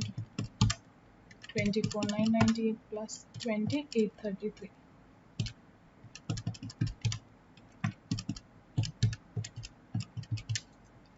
75,830. So that is going to be my goodwill. അപ്പോൾ ഇതിനെയാണ് goodwill ആയിട്ട് നമ്മൾ annuity method വഴി പറയുന്നത്. ഇപ്പോൾ ഇതിന് തൊട്ട് മുൻപ് സൂപ്പർ പ്രോഫിറ്റ് ആയിരുന്നപ്പോൾ നമ്മൾ 1,08,000 ആയിരുന്നു, സെയിം 36,000 ഫോർ 3 years. പക്ഷെ ആനുവിറ്റി മെത്തേഡിൽ ആ സെയിം 36,000 3 വർഷം എടുക്കുമ്പോൾ നമ്മൾ അതിന്റെ പ്രസന്റ് വാല്യൂവിനെയാണ് കൺസിഡർ ചെയ്യുന്നത് to compute the goodwill. Now ഇവിടെ ഒരു കാര്യം അഡീഷണലി ഞാൻ പറയാനുള്ളത്, if the profit is going to be uniform, എല്ലാ വർഷവും നമ്മൾ എക്സ്പെക്ട് ചെയ്യുന്ന പ്രോഫിറ്റ് അല്ലെങ്കിൽ നിങ്ങൾ ഈ ഒരു ടേബിൾ എവിടെ കമ്പ്യൂട്ട് ചെയ്താലും നിങ്ങളുടെ ബേസ് ഈ പ്രോഫിറ്റ് പോലെ അവിടെ വരാൻ പോകുന്ന amount column on which you are going to apply these discounting factors or present value factors, ആ എമൗണ്ടുകളെല്ലാം യൂണിഫോം ആണെങ്കിൽ നമുക്ക് മറ്റൊരു രീതിയിലും കൂടെ ഇതിനെ കമ്പ്യൂട്ട് ചെയ്യാം. അതായത് ഒറ്റൊരു അടിക്ക് ലൈൻ ബൈ ലൈൻ ടേബിൾ ഒന്നും വരയ്ക്കാതെ തന്നെ വി ക്യാൻ കമ്പ്യൂട്ട്. സെയിം കാര്യങ്ങൾ തന്നെയാണ് നമ്മൾ അതിൻ്റെ ഒരു സം അല്ലെങ്കിൽ total amount വെച്ചിട്ടാണ് ഇത് കണ്ടുപിടിക്കുന്നത്. അപ്പോൾ ഈ ഡിസ്കൗണ്ടിങ് ഫാക്ടർ തന്നെ first we will check whether the profit is uniform. If the profit is uniform, we will see how many years നമ്മൾക്ക് ഡിസ്കൗണ്ടിങ് ഫാക്ടർ അപ്ലൈ ചെയ്യണം. സോ ഡിസ്കൗണ്ടിങ് ഫാക്ടർ എത്ര വർഷങ്ങളിൽ അപ്ലൈ ചെയ്യണം? 3 വർഷം അപ്ലൈ ചെയ്യണം. അപ്പോൾ ഈ 3 വർഷവും കിട്ടുന്ന ഈ ഡിസ്കൗണ്ടിങ് ഫാക്ടർ ഓരോ വർഷത്തെയും കൂടെ ആഡ് ചെയ്തിട്ടൊരു എമൗണ്ട്, ഇത് തന്നെ മറ്റൊരു രീതിയിൽ എളുപ്പത്തിൽ പറയുന്നതാണ്. അപ്പോൾ ഈ 3 ഡിസ്കൗണ്ടിങ് ഫാക്ടേഴ്സും കൂടെ ആഡ് ചെയ്യുക, യു വിൽ ഗെറ്റ്, ലോജിക്കലി നിങ്ങൾക്ക് ആലോചിക്കാവുന്ന കാര്യമുള്ളൂ, 2.1064. സോ ഈ 2.1064 ആണ് ഇതിന്റെ ആനുവിറ്റി ഫാക്ടർ. ഈ 3 എണ്ണത്തിന്റെയും കൂടെ വർഷത്തെയും ഡിസ്കൗണ്ടിങ് ഫാക്ടർ ആഡ് ചെയ്യുമ്പോൾ കിട്ടുന്നത്. അപ്പോൾ ഈ 2.1064ന്റെ കൂടെ ഡയറക്ട്ലി 36,000 മൾട്ടിപ്ലൈ ചെയ്താലും ആൻസർ കിട്ടും. Why are we saying about it is, logarithm ടേബിളിൽ ഇങ്ങനെ ഒരു കോളവും അല്ലെങ്കിൽ ഇങ്ങനെ ഒരു പേജും നിങ്ങൾക്ക് കാണാം ആനുവിറ്റി ഫാക്ടേഴ്സ് എന്ന പേരിൽ, വേറെ ഈ ഡിസ്കൗണ്ടിങ് ഫാക്ടറിന്റെ ഒക്കെ ക്യുമുലേറ്റീവ് ഫിഗേഴ്സ് നിങ്ങൾക്ക് കിട്ടും. അപ്പോൾ അതുകൊണ്ട് പറഞ്ഞതേ ഉള്ളൂ. അല്ലാന്നുണ്ടെങ്കിൽ മറ്റൊരു കമ്പ്യൂട്ടേഷന് വേണ്ടി നമ്മൾക്ക് യൂസ് ചെയ്യാൻ പറ്റുന്ന കാൽക്കുലേറ്ററിൽ ഈ ടോട്ടൽ നമ്മൾ എടുക്കുന്ന ഗ്രാൻഡ് ടോട്ടൽ കിട്ടുന്ന ഒരു ഓപ്ഷനുള്ള ചില കാൽക്കുലേറ്റേഴ്സ് ഉണ്ട്. ഇപ്പോൾ 0.8333 അത് കഴിഞ്ഞിട്ട് അടുത്തതിലേക്ക് നമ്മൾ വരുന്നത് കണ്ടിന്യൂസ് ആയിട്ടായിട്ട് ചെയ്യുന്നതെങ്കിൽ കിട്ടുന്ന ആൻസറിനെല്ലാം കൂടെ GT അടിച്ചു കഴിഞ്ഞാൽ, നിങ്ങളുടെ കാൽക്കുലേറ്ററിൽ GT ഗ്രോസ് ടോട്ടൽ എന്ന് അടിച്ചു കഴിഞ്ഞാൽ ഈ 2.1064 ഡയറക്ട്ലി കിട്ടുന്ന ചില കാൽക്കുലേറ്റേഴ്സ് അല്ലെങ്കിൽ ചില കാസിയോട് തന്നെ മോഡൽസ് ഉണ്ട്. അപ്പോൾ അങ്ങനെ കിട്ടുകയാണെങ്കിൽ നമ്മൾക്ക് എളുപ്പമാണ്. അതുകൊണ്ടൊന്ന് പറഞ്ഞു എന്നുള്ളതേ ഉള്ളൂ. ഇത് പറഞ്ഞില്ലെങ്കിൽ ആൻസർ 75,830 തന്നെ നമ്മൾക്ക് കിട്ടിക്കോളും. So that is annuity method. Now finally we have capitalization method. Now capitalization method ൽ നമ്മൾ എന്താണ് പറഞ്ഞത്? നോർമലി നമ്മൾ എംപ്ലോയ് ചെയ്ത ക്യാപിറ്റൽ എത്രയാണോ അതിനെയും ആക്ച്വലി ഞാൻ എംപ്ലോയ് ചെയ്യേണ്ടിയിരുന്ന ക്യാപിറ്റലും ബേസ്ഡ് ഓൺ മൈ പ്രോഫിറ്റിനും കൂടെ കമ്പയർ ചെയ്യുമ്പോൾ വി ക്യാൻ സേ എത്രയാണ് നമ്മളുടെ അഡീഷണൽ ക്യാപിറ്റൽ എന്നുള്ളത്. Now what is my normal capital employed or normal value of business? അതിന് നമ്മൾക്ക് ഒരു വർഷം സൂപ്പർ പ്രോഫിറ്റ് പോരാ, ആക്ച്വൽ പ്രോഫിറ്റ് അല്ലെങ്കിൽ ആവറേജ് പ്രോഫിറ്റ് വേണം, ഒരു വർഷത്തെ മുഴുവൻ പ്രോഫിറ്റും വേണം. അപ്പോൾ അങ്ങനെ നോക്കുകയാണെങ്കിൽ നമ്മൾക്ക് ഏറ്റവും ആദ്യത്തെ കമ്പ്യൂട്ടേഷനിലേക്ക് പോകണം. 1,36,000. ഇപ്പോൾ ഒരൊറ്റ ക്വസ്റ്റനിൽ എല്ലാ മെത്തേഡും ചെയ്യുന്നതുകൊണ്ടാണ് ഇങ്ങനെ നമ്മൾ പലയിടത്തുനിന്നും എമൗണ്ട് ഒക്കെ പിക്ക് ചെയ്യുന്നത്. ചിലപ്പോൾ ഒരു ഗുഡ് വിൽ കമ്പ്യൂട്ടേഷൻ ഏതെങ്കിലും ഒരു മെത്തേഡ് വഴിയേ പറയുള്ളൂ. അതിനുള്ള അവൈലബിൾ ഇൻഫർമേഷൻസ് ക്വസ്റ്റനിൽ തന്നെ കാണും. അത് ഡയറക്റ്റ്ലി പിക്ക് ചെയ്താൽ മതി. ഇനി ക്യാപിറ്റലൈസേഷൻ മെത്തേഡിൽ എന്തുകൊണ്ട് ആവറേജ് പ്രോഫിറ്റിന്റെ അല്ലെങ്കിൽ ക്വസ്റ്റനിൽ തന്നിരിക്കുന്ന actual profit of current year എടുക്കുന്നു എന്ന് വെച്ചാൽ ഒരു വർഷത്തെ പ്രോഫിറ്റ് ആണ് നമ്മൾ അവിടെ കമ്പയർ ചെയ്ത് ക്യാപിറ്റലിലേക്ക് എത്താൻ ആഗ്രഹിക്കുന്നത്. Super profit is not entire actual profit. നമ്മൾ എക്സ്ട്രാ ഏൺ ചെയ്യുന്ന പ്രോഫിറ്റ് വെച്ചിട്ട് ഗുഡ് വിൽ കമ്പ്യൂട്ടേഷൻ ആണ്. അപ്പോൾ അതൊരിക്കലും നമ്മളെ എത്രയാണ് എൻ്റെ ആക്ച്വൽ ക്യാപിറ്റലുമായിട്ട് കമ്പയർ ചെയ്യുന്നത് കറക്റ്റ് അല്ലാണ്ട് ഒരു ഫിഗർ വരും. കാരണം നമ്മൾ ഇൻവെസ്റ്റ് ചെയ്ത ക്യാപിറ്റൽ ഫോർ എൻറ്റയർ ഇയർ ആണ്. സൂപ്പർ പ്രോഫിറ്റ് വെച്ചിട്ട് നമ്മൾക്ക് കിട്ടാൻ പോകുന്നത് എക്സ്ട്രാ പ്രോഫിറ്റിന്മേലുള്ള ആ ഒരു ക്യാപിറ്റൽ പോർഷൻ മാത്രമായിരിക്കും. അതുകൊണ്ട് we do not consider super profit, but we only consider the actual profit or average profit as the case may be. അപ്പോൾ ഇവിടെ ആവറേജ് പ്രോഫിറ്റ് 1,36,000 എന്നാണ് നമ്മൾക്ക് കിട്ടിയത് അല്ലേ. 1,36,000 എനിക്ക് ലാഭം കിട്ടിയത് എത്ര percentage normal rate of return ഉള്ളപ്പോഴായിരുന്നു? 20%. So which means how much should I have actually invested in getting this 1,36,000 as my profit? അപ്പോൾ ഡിവൈഡഡ് ബൈ 20, അതായത് 6,80,000 ശരിക്കും ക്യാപിറ്റൽ എംപ്ലോയ് ചെയ്തിരുന്നെങ്കിലാണ് I should have got 1,36,000 based on the normal industry standards. അതിനെയാണ് normal വാല്യുവേഷനോ അല്ലെങ്കിൽ capital what should have been employed എന്ന് പറയുന്നത്. Expected capital എംപ്ലോയിഡോ അങ്ങനെ എന്ത് വേണമെങ്കിലും നമ്മൾക്ക് പറയാം. അതായത് ശരിക്കും ഇവരുടെ ബിസിനസ്സിൽ നിന്ന് കിട്ടേണ്ട 20% ആയിരുന്നു ബിസിനസിന്റെ റിട്ടേൺ എങ്കിൽ ആൻഡ് അവർക്ക് കിട്ടിയ പ്രോഫിറ്റ് ഇൻ വാല്യൂ 1,36,000 ആണെങ്കിൽ അതിന്റെ അർത്ഥം 6,80,000 രൂപയോളം അവർ ക്യാപിറ്റൽ ഇട്ട് കഴിഞ്ഞാൽ ഇത്ര റേറ്റ് റിട്ടേൺ തിരിച്ചു കിട്ടും. So that is why expected capital return. Compare it with the actual capital employed. അവർ എത്രയാണ് ഇൻവെസ്റ്റ് ചെയ്തിരിക്കുന്നത്? They have invested only 5 lakh rupees. By investing just 5 lakh rupees, they have still got 1,36,000. 6,80,000 invest ചെയ്യുമ്പോൾ കിട്ടേണ്ട 1,36,000 ഈ കമ്പനിക്ക് അല്ലെങ്കിൽ ഈ partnership ഫേമിന് 5 ലക്ഷം രൂപ ഇൻവെസ്റ്റ് ചെയ്തത് വഴി തന്നെ കിട്ടിയിട്ടുണ്ട്. Therefore, we can say അവർക്ക് അഡീഷണൽ പ്രോഫിറ്റ് ജനറേറ്റിംഗ് കപ്പാസിറ്റി വന്നത് because of the goodwill ആണ്. So therefore, goodwill is going to be 1,80,000 based on capitalization method. Yeah. So with that we complete illustration number 1. Now let us idannu nammal padicha concept onnu thorough aakkan vendi oru problem cheyidonne ullu. Now let us quickly move on to illustration number 2. The following particulars are available in respect of the business carried on by Rathore. Capital invested, trading results, profit loss akka thannittund, market rate of interest on investment, rate of risk return on capital invested in business, remuneration from alternative employment of the proprietor if not engaged in business, 6,000 per annum. You are required to compute the value of goodwill on the basis of 5 years purchase of super profit of the business calculated on average profits of last 4 years. അപ്പോൾ previous 4 വർഷത്തെ average പ്രോഫിറ്റിന്മേൽ നിങ്ങൾ ഒരു average പ്രോഫിറ്റിലേക്ക് എത്തണം, ഭാവിയിൽ കിട്ടാനുള്ള ഈ ബിസിനസിന്റെ profit. എന്നിട്ട് ആ ആവറേജ് പ്രോഫിറ്റിനെ actual profit of the business ആയി കൺസിഡർ ചെയ്തതുകൊണ്ട് സൂപ്പർ പ്രോഫിറ്റ് എത്രയാണെന്ന് കണ്ടുപിടിക്കാം. സൂപ്പർ പ്രോഫിറ്റ് കണ്ടുപിടിച്ചതിന് ശേഷം ഗുഡ് വില്ല് കമ്പ്യൂട്ട് ചെയ്യാനാണ് പറഞ്ഞിരിക്കുന്നത്. അപ്പോൾ ഏറ്റവും ആദ്യത്തെ സ്റ്റെപ്പ് എന്താണ്? നമ്മുടെ ആവറേജ് പ്രോഫിറ്റ് കണ്ടുപിടിക്കുന്നതാണ്. സോ ആവറേജ് പ്രോഫിറ്റ് നമ്മൾക്കൊന്ന് പെട്ടെന്ന് കണ്ടുപിടിക്കാം. ആവറേജ് പ്രോഫിറ്റ് കണ്ടുപിടിക്കാൻ ഇവിടെ 4 വർഷങ്ങൾ തന്നിട്ടുണ്ടല്ലോ. 4 വർഷത്തിൽ 1 വർഷം ലാഭവും ബാക്കി വർഷങ്ങളിൽ പ്രോഫിറ്റ് കൂടുകയും കുറയുകയൊക്കെ ചെയ്യുന്നുണ്ട്. അതായത് ഒരു കോറിലേറ്റ് ചെയ്യാൻ പറ്റുന്ന അല്ലെങ്കിൽ ഒരു ഇൻക്രീസിങ്ങോ ഡിക്രീസിങ്ങോ ട്രെൻഡ് പ്രോപ്പർലി കാണിക്കുന്നില്ല. ഒരു വർഷം കൂടുന്നു, ഒരു വർഷം കുറയുന്നു, പിന്നെയും അടുത്ത വർഷം കൂടുന്നു, അങ്ങനെയാണ് കാണിക്കുന്നത്. So therefore we will go ahead and use what average method, simple average method. So therefore 40,000 plus 36,000 minus 6,000, ഒരെണ്ണം ലോസ് ആണ് അല്ലേ, minus 6,000 plus 50,000 divided by number of such years 4. So 40 plus 30 70 plus 120 by 4 is going to be 30,000. ഇതാണ് average profit of the business. 30,000 ആണ് average profit. ഇനി നമ്മളോട് താഴെ പറഞ്ഞിരിക്കുന്നത് market rate of interest on ഇൻവെസ്റ്റ്മെന്റും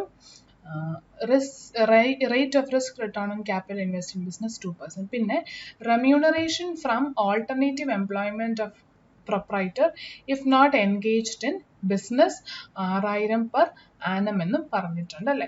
അപ്പോൾ അതിൻ്റെ അർത്ഥം അയാൾക്ക് കിട്ടുന്ന ഈ ഒരു ട്രേഡിംഗ് റിസൾട്ട്സിനുള്ളിൽ ഈ ഒരു ഇൻഫർമേഷൻ അയാൾക്ക് കിട്ടിയ ഒരു റെമ്യൂണറേഷൻ ആണ്. പക്ഷെ അത് ഈ ബിസിനസ്സിൽ നിന്ന് വന്ന റെമ്യൂണറേഷൻ ആണോ? അല്ല, അയാൾ വേറെ എവിടെയോ പോയി ജോലി ചെയ്ത് അയാൾക്ക് കിട്ടിയ അഡീഷണൽ ഇൻകം ആണ്.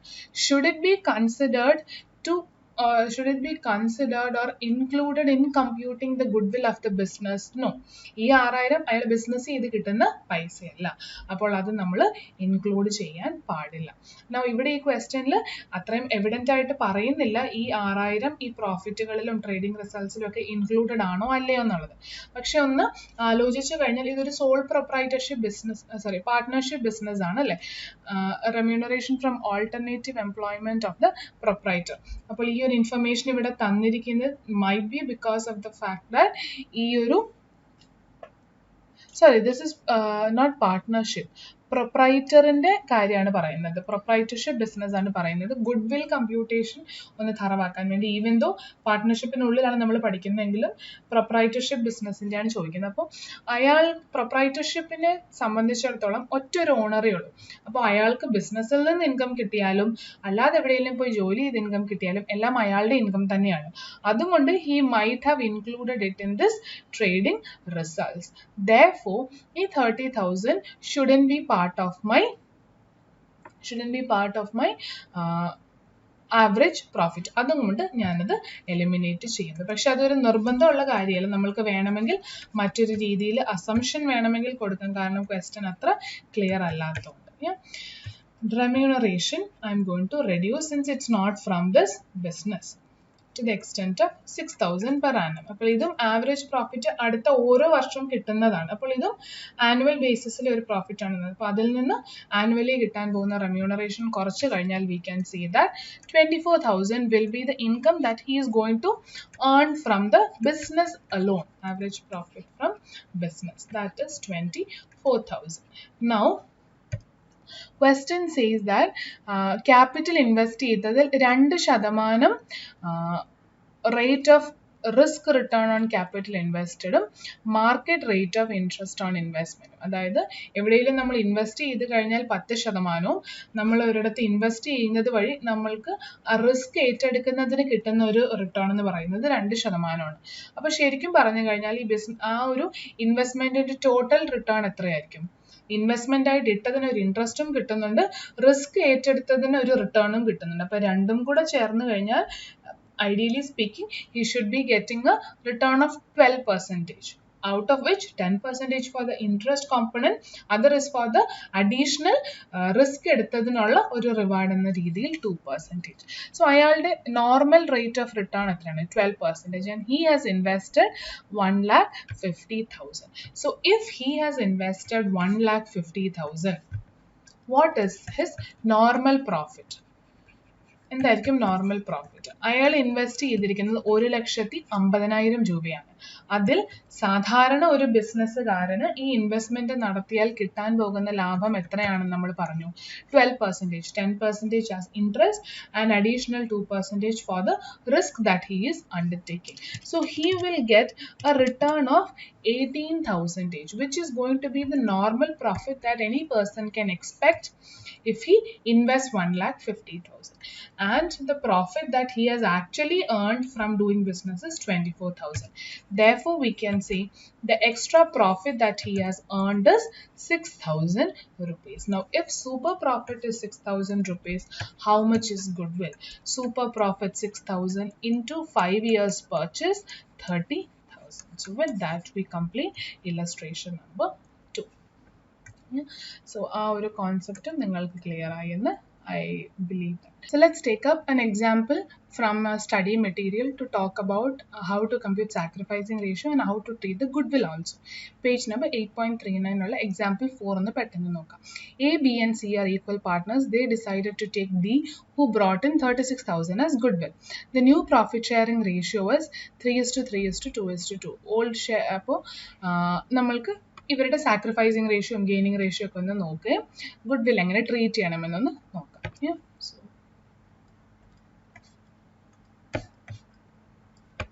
example 4. Old PSR. PSR എന്ന് വെച്ചാൽ profit sharing ratio. A is to B is to C. Equal എന്നാണ് പറഞ്ഞത്. 1:1:1. And new profit sharing ratio is A is to B is to C is to D. പുതിയ ഒരാളെയും കൂടെ എടുത്തിട്ടുണ്ട്. And their ratio is 3:3:2. Now, so to compute whether these partners have sacrificed anything in their ratio or gained anything, നമ്മൾക്ക് ഇവരുടെ പുതിയ റേഷ്യോയും പഴയ റേഷ്യോയും തമ്മിൽ compare ചെയ്യണം അല്ലേ. അപ്പോൾ ഏറ്റവും ആദ്യം എയുടെ ഷെയർ ഓഫ് പ്രോഫിറ്റ് ഒന്ന് കമ്പയർ ചെയ്യാം. A's profit. Earlier he was supposed to get 1/3. 1:1:1 ആണ്. 1/3 ആണ് അയാളുടെ റേഷ്യോ. പുതിയ പ്രോഫിറ്റ് ഷെയറിംഗ് റേഷ്യോയിൽ അയാളുടെ റേഷ്യോ എത്രയാണ്? 3/10. So therefore I can say sorry 30 അല്ലേ വരുന്നത്. സോ എത്രയാണ് അയാളുടെ റേഷ്യോ? എയുടെ റേഷ്യോ 1/30. സോറി 1/30 ആണ് എന്തപ്പോൾ? So now we have to find out whether any partners have sacrificed their profit share or they have gained profit share. Well, sacrificing ratio എങ്ങനെയായിരിക്കും കണ്ടുപിടിക്കുന്നത്? As the name suggests, they have sacrificed something they already had. But what was the ratio that they already had? That is old PSR. And new PSR is പുതിയതായിട്ട് വരുന്നത്. അപ്പോൾ sacrificing ratio കണ്ടുപിടിക്കണമെങ്കിൽ you will subtract new ratio from old profit sharing ratio for each separate partner. അപ്പോൾ എക്ക് അങ്ങനെ എത്രയാണോ ഉള്ളത് നമ്മൾക്ക് നോക്കാം.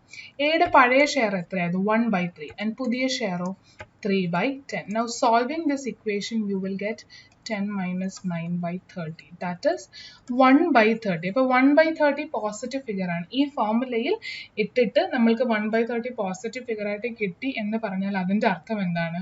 He is actually sacrificing 1/30 of his profits. 1/30 of his profits. ഇനി ബിയുടെ കണ്ടീഷൻ നോക്കാം. ബിയുടെയും പഴയ ഷെയർ 1/3 ആയിരുന്നു and പുതിയ ഷെയറോ 3/10 തന്നെ. So therefore he is also sacrificing how much? 1/30. Now what about C? C had 1/3 earlier share. Yeah? And when D was appointed, his share became 2/10. So therefore, if his new share is 2/10, we can say that his share of sacrifice is 4/30. അതായത് നമ്മൾക്ക് ഇവിടെ മനസ്സിലായി, ഇവിടെ എല്ലാ പാർട്ട്നേഴ്സും പഴയ partners എല്ലാവർക്കും തന്നെ ഒരു സാക്രിഫൈസ് വന്നിട്ടുണ്ട്. അപ്പോൾ ഇവരുടെ എല്ലാവരുടെയും കൂടെ സാക്രിഫൈസ് ആണ് ആർക്ക് ബെനിഫിറ്റ് ആയിട്ട് വന്നിരിക്കുന്നത്? ഗെയിനിങ് ആയിട്ട് വന്നിരിക്കുന്നത്. 3 പേരും സാക്രിഫൈസ് ചെയ്തു. അപ്പോൾ ഇവിടെ ഗെയിൻ ചെയ്തിരിക്കുന്ന ആര് മാത്രമാണ്? പുതിയതായിട്ട് വന്ന ഡി മാത്രം.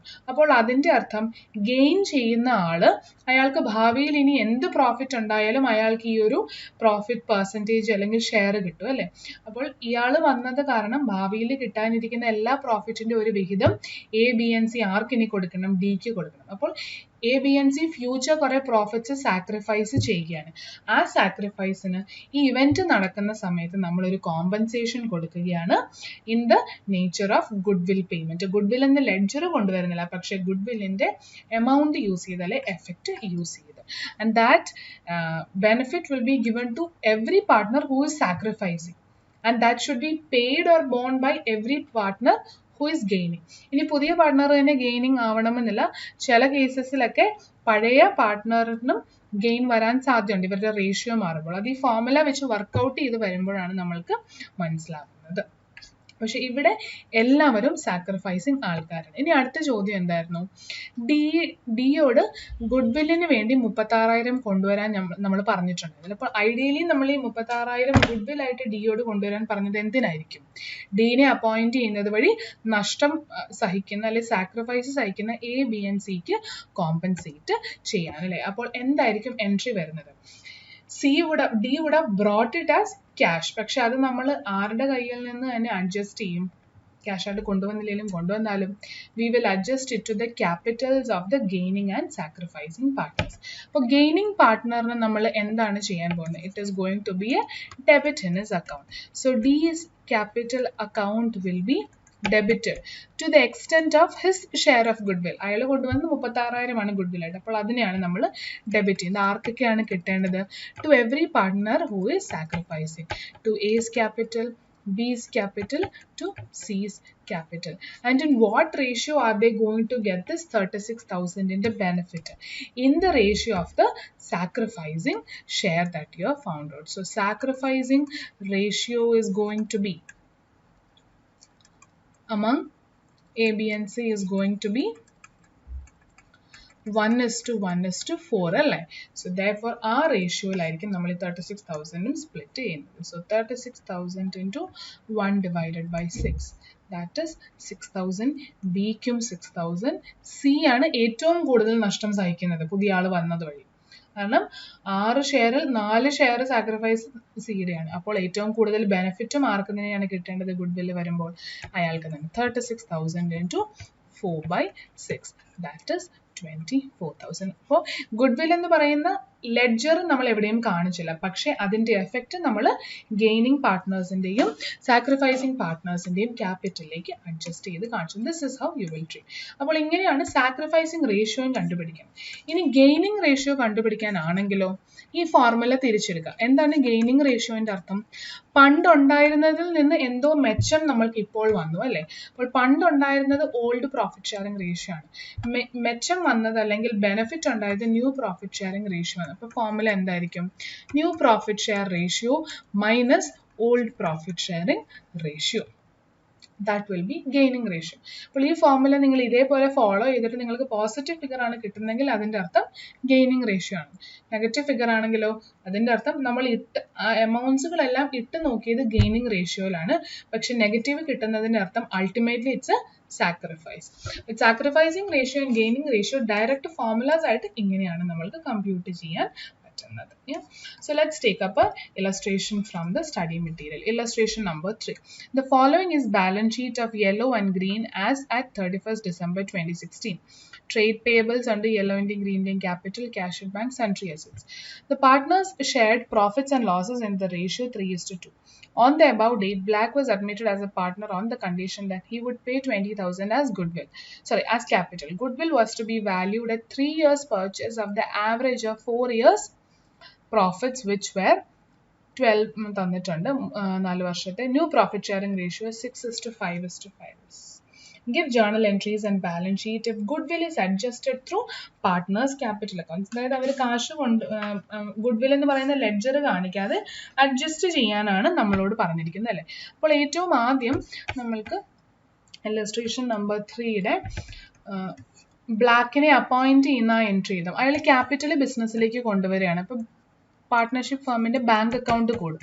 ബാങ്ക് അക്കൗണ്ട് ഡെബിറ്റ് 20,000 ടു ആരുടെയാണ്? ക്യാപിറ്റൽ ബ്ലാക്കിനെയാണ് അപ്പോയിന്റ് ചെയ്തത്. സോ ബ്ലാക്സ് ക്യാപിറ്റലിനെ നമ്മൾ ക്രെഡിറ്റ് ചെയ്യും. എന്നിട്ട് നറേഷൻ എഴുതും being capital brought in by Black for getting admitted into the partnership for so and so share of profit. അതാണ് ആദ്യത്തെ എൻട്രി. അടുത്ത എൻട്രി എന്തായിരിക്കും? ഗുഡ്വില്ലിന് വേണ്ടി നമ്മൾ അഡ്ജസ്റ്റ്മെന്റ് എൻട്രി നടത്തുന്നത്. അത് പാർട്ട്നേഴ്സ് ക്യാപിറ്റൽ വഴി അഡ്ജസ്റ്റ് ചെയ്യാനാണ് പറഞ്ഞിരിക്കുന്നത്. അതിന് ഏറ്റവും ആദ്യം നമ്മൾ ഗുഡ്വിൽ എത്രയാണെന്ന് കമ്പ്യൂട്ട് ചെയ്യണം അല്ലേ? സോ ഗുഡ്വില്ല് കമ്പ്യൂട്ട് ചെയ്യാൻ നമ്മൾക്ക് ഇവിടെ മെത്തേഡ് തന്നിട്ടുണ്ട്. ആവറേജ് പ്രോഫിറ്റ് ഓഫ് 4 ഇയേഴ്സിന്റെ ബേസിലാണ് കമ്പ്യൂട്ട് ചെയ്യുന്നത്. ഇതിന് ആവറേജ് പ്രോഫിറ്റ് നോക്കിയേ.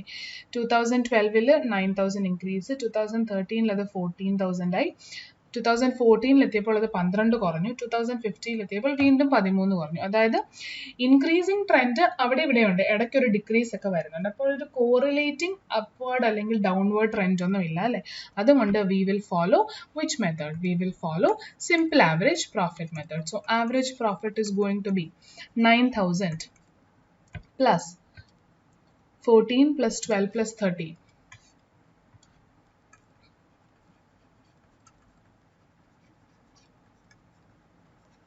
Divided by number of years 4.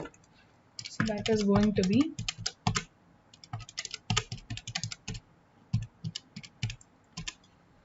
12,000 ആണ് ആവറേജ് പ്രോഫിറ്റ് നമ്മൾക്ക് കിട്ടുന്നത്.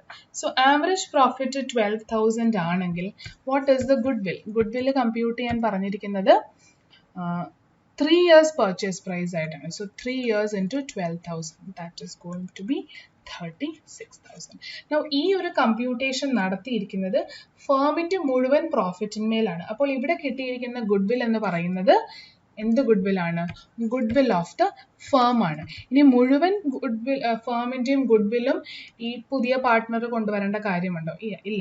അയാളെ അഡ്മിറ്റ് ചെയ്യുന്നത് വഴി അയാൾക്ക് എത്ര ഷെയർ ഓഫ് പ്രോഫിറ്റ് ആണോ കിട്ടാൻ പോകുന്നത് ആ ഷെയറിന്റെ റിലേറ്റഡ് ആയിട്ടുള്ള ഗുഡ് വില്ല് മാത്രം, അല്ലെങ്കിൽ good will to the extend of his share of profit മാത്രം അയാൾ കൊണ്ടുവരുന്നത്. ബാക്കിയുള്ളത് അയാൾ എന്തിനാണ് കൊണ്ടുവരുന്നത്? അതിനെയാണ് നമ്മൾ ബാക്കി സാക്രിഫൈസിങ് പാർട്ട്നേഴ്സിന് അഡ്ജസ്റ്റ് ചെയ്ത് കൊടുക്കുന്നത്. So therefore goodwill that has to be brought in by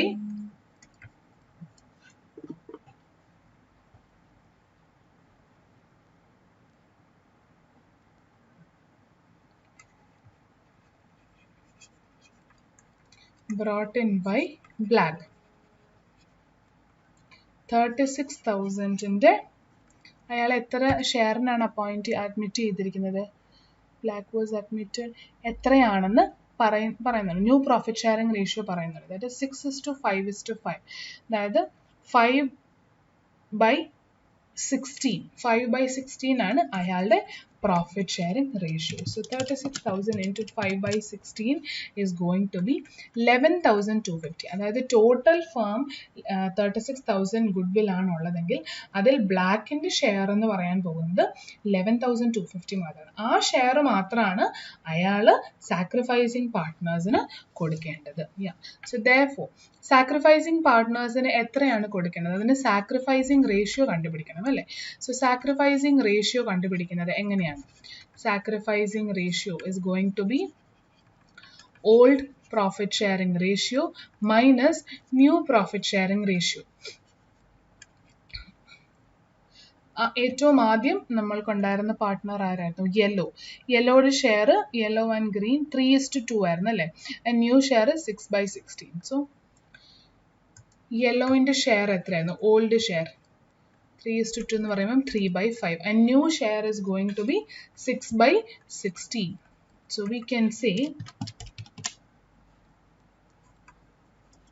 16 into 3 48 minus 30 18/80 ആണ് യെല്ലോയുടെ സാക്രിഫൈസ്. വാട്ട് അബൌട്ട് ഗ്രീനിന്റെ sacrifice? 2/5 minus 5/16. That is 32 minus 25 7/80. അപ്പോൾ എന്താണ് sacrificing ratio among yellow and green? 18:7. അപ്പോൾ 11,250 എന്ന് പറയുന്ന ഗുഡ്വിൽ ഓഫ് ബ്ലാക്കിന്റെ share should be given to the sacrificing partners in the sacrificing ratio 18:7. അപ്പോൾ അതിന്റെ എൻട്രി എന്തായിരിക്കും? ഗുഡ്വില്ലിനെ ലെഡ്ജർ കൊണ്ടുവരണ്ട. അപ്പോൾ ബ്ലാക്കിന്റെ ക്യാപിറ്റൽ നമ്മൾ അഡ്ജസ്റ്റ് ചെയ്യും. ബ്ലാക്ക്സ് ക്യാപിറ്റൽ അക്കൗണ്ട് ഡെബിറ്റ് അയാൾ കൊണ്ടുവരേണ്ട എത്രയാണ്? അയാളുടെ share of goodwill 11,250. That you will give to yellow and green in their sacrificing ratio, which is 11,250 in the ratio of 18:7. So 18 divided by 25. And to green's capital 11,250 7/25. So amount എത്രയാണ് നമുക്കൊന്ന് നോക്കാം. 11,250 into 18 divided by 25 is 8,100 for yellow, and for green it is going to be 11,250 into 7 divided by 25, which is 3,150. അപ്പോൾ ഇങ്ങനെയായിരിക്കും ഗുഡ്വില്ലിന്റെ entry effect നമ്മൾ, അതായത് goodwill നമ്മൾ compute ചെയ്താലും നമ്മൾ ബുക്സിലേക്ക് അതിന്റെ എഫക്റ്റ് കൊണ്ടുവരാൻ പോകുന്നത് ഈ സാക്രിഫൈസിങ് പാർട്ട്ണറിന്റെയും ഗെയിനിങ് പാർട്ട്ണറിന്റെയും ഷെയർ വെച്ചിട്ട് മാത്രമാണ്. ഫുൾ ഫേമിന്റെ ഗുഡ്വില്ലൊന്നും ബുക്സിലേക്ക് കൊണ്ടുവരുന്നില്ല. അത് മിയർ വർക്കിംഗ് നോട്ടായിട്ട് ഒതുങ്ങിപ്പോകും. Yeah, so that is illustration number 3. Now illustration number 4 and everything you can try out on your own.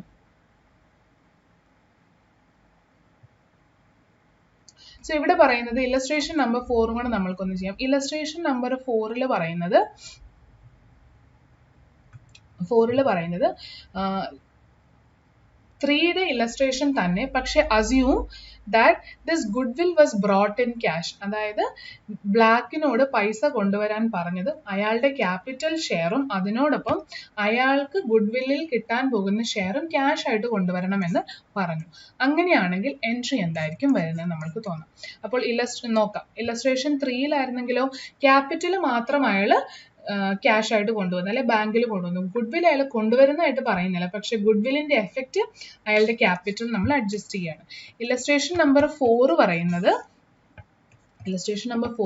Same question ക്യാപിറ്റലും അയാൾ ക്യാഷ് ആയിട്ട് കൊണ്ടുവരണം, അയാളുടെ ഷെയർ ഓഫ് ഗുഡ് വില്ലും ക്യാഷ് ആയിട്ട് കൊണ്ടുവരണം. അപ്പോൾ ബ്ലാക്ക് എത്രയാണ് ടോട്ടലി ക്യാഷ് കൊണ്ടുവരേണ്ടത്? 20,000 അയാളുടെ ക്യാപിറ്റലും, സെയിം വർക്കിംഗ് നോട്ട് കമ്പ്യൂട്ടേഷൻ ഒക്കെ സെയിം ആയിരിക്കും, ജേർണൽ എൻട്രിയിൽ മാത്രം കുറച്ച് വ്യത്യാസം. ബാങ്ക് അക്കൗണ്ടിലേക്ക് 20,000 ക്യാപിറ്റലിന് വേണ്ടിയും 11,250 ഗുഡ് വില്ലിന് വേണ്ടിയും ഇയാൾ കൊണ്ടുവരണം, 31,250. എന്നിട്ട് ഇത് 20,000 will go to Black's capital. What about remaining 11,250? That was asked to be brought in by Black to actually give it to yellow and green who are sacrificing because of this new admission. അല്ലേ? അപ്പോൾ ഈ ബാങ്കിലേക്ക് വരുന്ന 11,250 good will എന്ന് പറയുന്ന എന്തെങ്കിലും ലെഡ്ജറിലേക്ക് നമ്മൾ കാണിക്കും? ഇല്ല. പകരം ഈ ബെനിഫിറ്റ് ആർക്കാണോ പോവേണ്ടത് ആ എമൗണ്ട് ഡയറക്ട്ലി അവരുടെ ക്യാപിറ്റലിലേക്ക് കാണിക്കും. അതായത് യെല്ലോസ് capital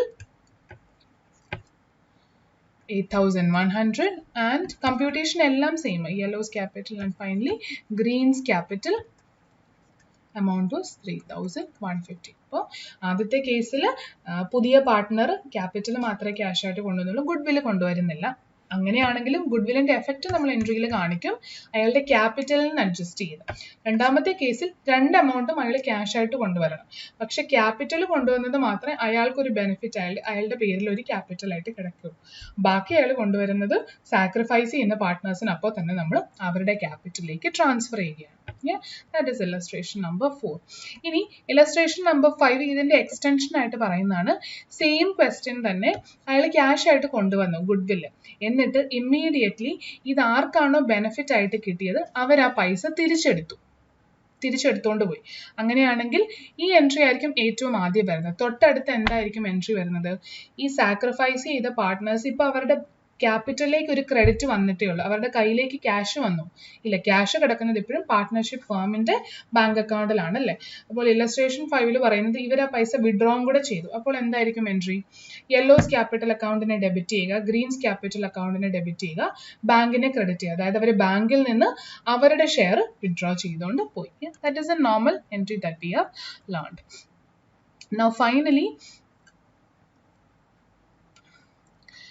it is talking about illustration number 6 wherein goodwill is paid privately. അതായത് ബിസിനസ്സിലേക്ക് ഈ കണക്കുകൾ ഒന്നും കൊണ്ടുവരാതെ ബ്ലാക്ക് പ്രൈവറ്റ് ആയിട്ട് പേഴ്സണലി ഇവരുടെ വീടുകളിൽ പോയോ അല്ലെ പേഴ്സണലി ഇവരെ മാറ്റി നിർത്തി യെല്ലോയ്ക്കും ഗ്രീനിനും അവരുടെ കോമ്പൻസേഷനായ 8,100ഉം 3,150ഉം കൊണ്ടുവന്നു.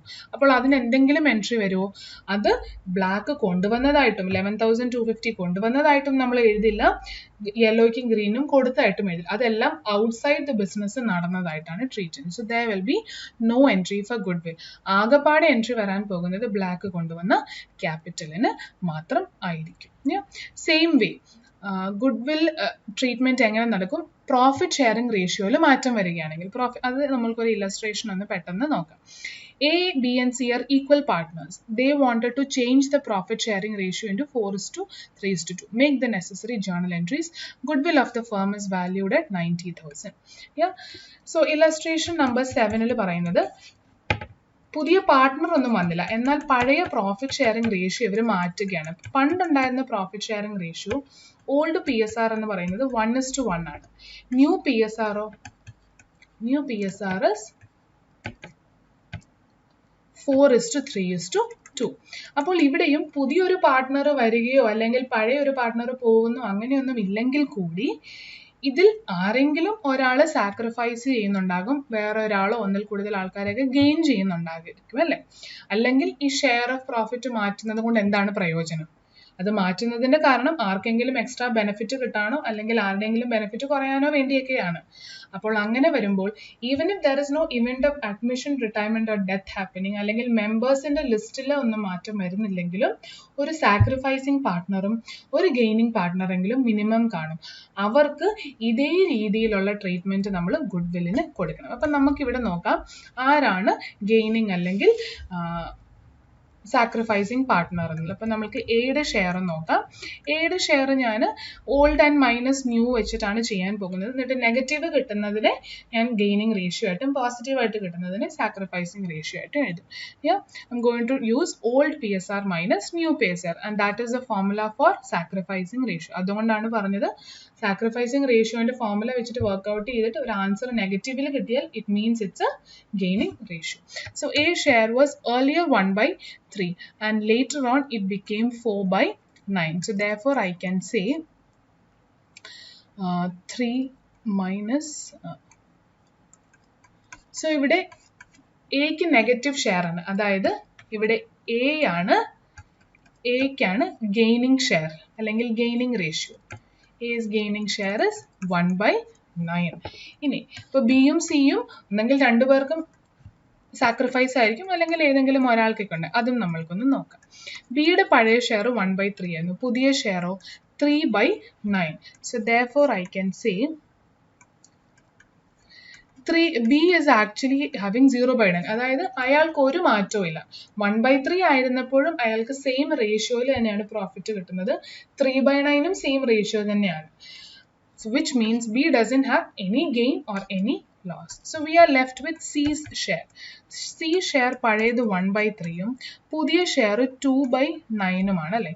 അപ്പോൾ അതിൻ്റെ അർത്ഥം അയാളുടെ റേഷ്യോ എത്രയാണ്? 3 minus 2, which means 1/9. ഇവിടെ C ആണ് sacrificing partner. So C sacrificing share is going to be 1/9. So ഈ ഒരു എക്സാമ്പിൾ നോക്കിയേ, എക്ക് ഗെയിനിങ് ഷെയർ 1/9ഉം ബിക്ക് ഒരു ഷെയറിൽ മാറ്റമില്ല. അപ്പോൾ ബി സൈലന്റ് ആണ്, ബിക്ക് ഇത് മാറ്റിയത് കൊണ്ട് ഒരു പ്രയോജനമില്ല, നഷ്ടമില്ല. പക്ഷെ ആരാണ് സാക്രിഫൈസ് ചെയ്തത്? സി. അതായത് സി സാക്രിഫൈസ് ചെയ്തുകൊണ്ടാണ് എക്ക് ഗെയിൻ കിട്ടിയത്. അപ്പോൾ ഒരാൾ സാക്രിഫൈസ് ചെയ്താൽ മറ്റൊരാൾ ഗെയിനിങ് ആയിട്ടുണ്ട്. അപ്പോൾ ഈ ഗെയിൻ ചെയ്യുന്ന പാർട്ട്ണർ എന്ത് ചെയ്യണം? ഗുഡ് വില്ലിന്റെ അയാളിന്റെ ഷെയർ സാക്രിഫൈസിങ് പാർട്ട്ണറിന് കൊടുക്കണം. സെയിം ലോജിക്കാണ്, കാരണം ഭാവിയിൽ അയാൾ ഇത്രയും ഷെയർ സാക്രിഫൈസ് ചെയ്യുകയാണ്. സോ ആ ലോജിക്ക് വെച്ചിട്ട് we will make the entry. Now A's capital, gaining partner will sacrifice at this stage. Gaining partner ആണ് ബെനിഫിറ്റ് സാക്രിഫൈസിങ് പാർട്ട്ണറിന് കൊടുക്കേണ്ടത്. സോ എത്രയാണ് അയാളുടെ ഗെയിനിങ് റേഷ്യോ? 1/9 അല്ലേ. And good will of the firm എത്രയായിരുന്നു? 90,000. So 90,000 മുഴുവൻ ഫേമിന്റെ capital good will ആയിരുന്നെങ്കിൽ എയുടെ മാത്രം ഷെയർ എത്രയായിരിക്കും? 1/9 ആണ് അയാളുടെ ഗെയിനിങ് അല്ലേ, ഗെയിനിങ് റേഷ്യോ. അപ്പോൾ അതായിരിക്കും അയാളുടെ ഷെയർ ഓഫ് ഗുഡ് വിൽ ആയിട്ട് നമ്മൾ ട്രീറ്റ് ചെയ്യേണ്ടത്. അല്ലെങ്കിൽ സാക്രിഫൈസിങ് ഷെയറിന്റെ കോൺസെപ്റ്റിൽ ചിന്തിച്ചാലും മതി.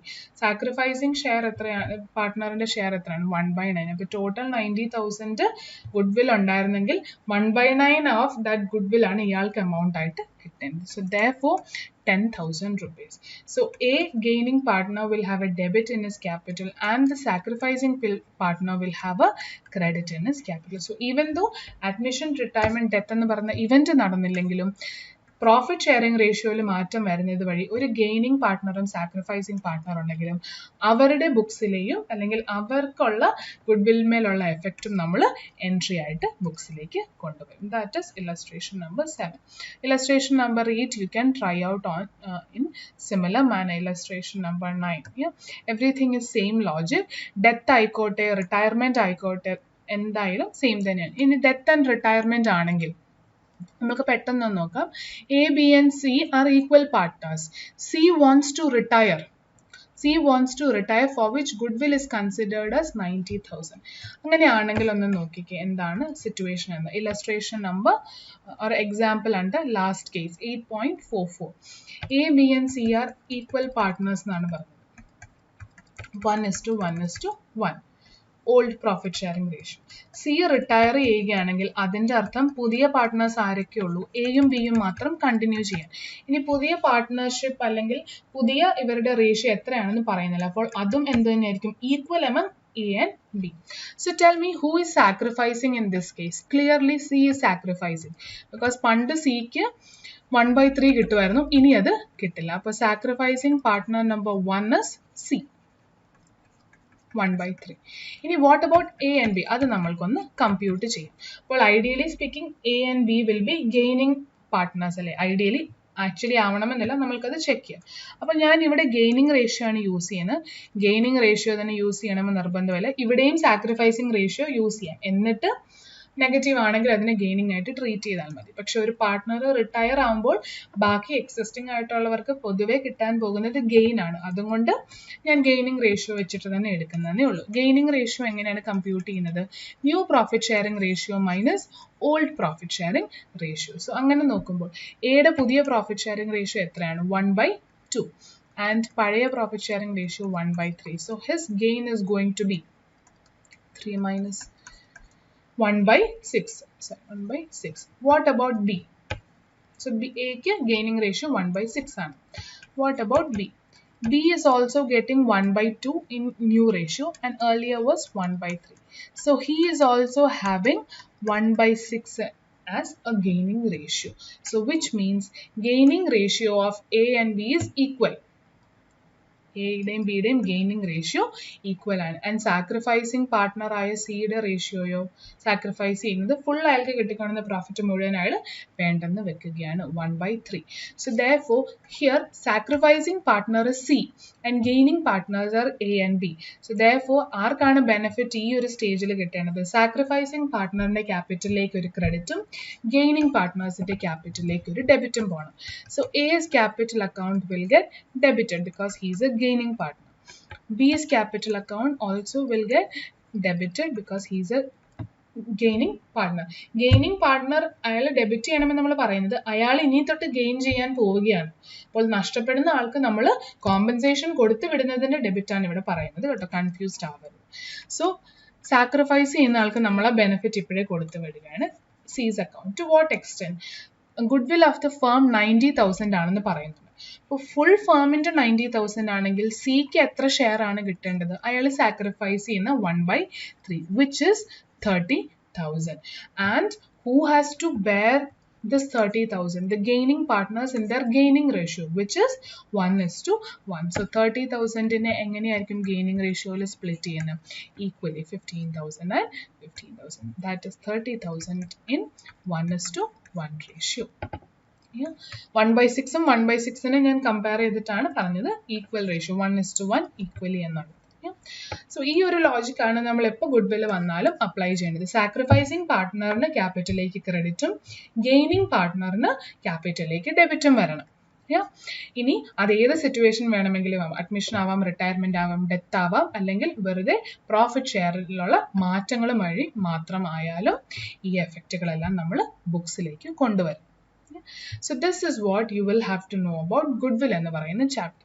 ഇനി നമ്മൾക്ക് അടുത്തത് അഡ്മിഷൻ, റിട്ടയർമെന്റ് ആൻഡ് ഡെത്ത് എന്ന് പറയുന്ന 3 കോൺസെപ്റ്റ്സ് ആണ് ഇൻ ഡീറ്റെയിൽ പഠിക്കാനുള്ളത്. അങ്ങനെ ഇവന്റുകൾ നടക്കുമ്പോൾ ഗുഡ്വിൽ മാത്രമല്ല നമ്മൾ അഡ്ജസ്റ്റ് ചെയ്യുന്നത്. ഗുഡ്വിൽ നമ്മൾ സെപ്പറേറ്റ് ഒരു ചാപ്റ്റർ ആയിട്ട് പഠിച്ചത് because it's A very important area and കുറച്ച് കോമൺ ആയിട്ട് ഇന്റർ ലെവലിലും ഫൈനൽ ലെവലിലും ഒക്കെ നിങ്ങൾ ഡിസ്കസ് ചെയ്യാൻ പോകുന്ന ഒരു കാര്യമാണ് ഇന്റേർണലി ജനറേറ്റഡ് ഗുഡ്വിൽ എന്നുള്ളത്. അതുകൊണ്ട് നമ്മളത് സെപ്പറേറ്റ് ഒരു ഏരിയ ആയിട്ട് പഠിച്ചു which is going to get applied in admission stage, retirement, death എല്ലാത്തിലും നമ്മൾ ഈ ഗുഡ്വിൽ വരാൻ സാധ്യതയുണ്ട്. അതുകൊണ്ട് നമ്മളതിനെ സെപ്പറേറ്റ് ഒരു കോമൺ ചാപ്റ്റർ പോലെ പഠിച്ചതാണ്, ഇമ്പോർട്ടൻറ്റുമാണ്.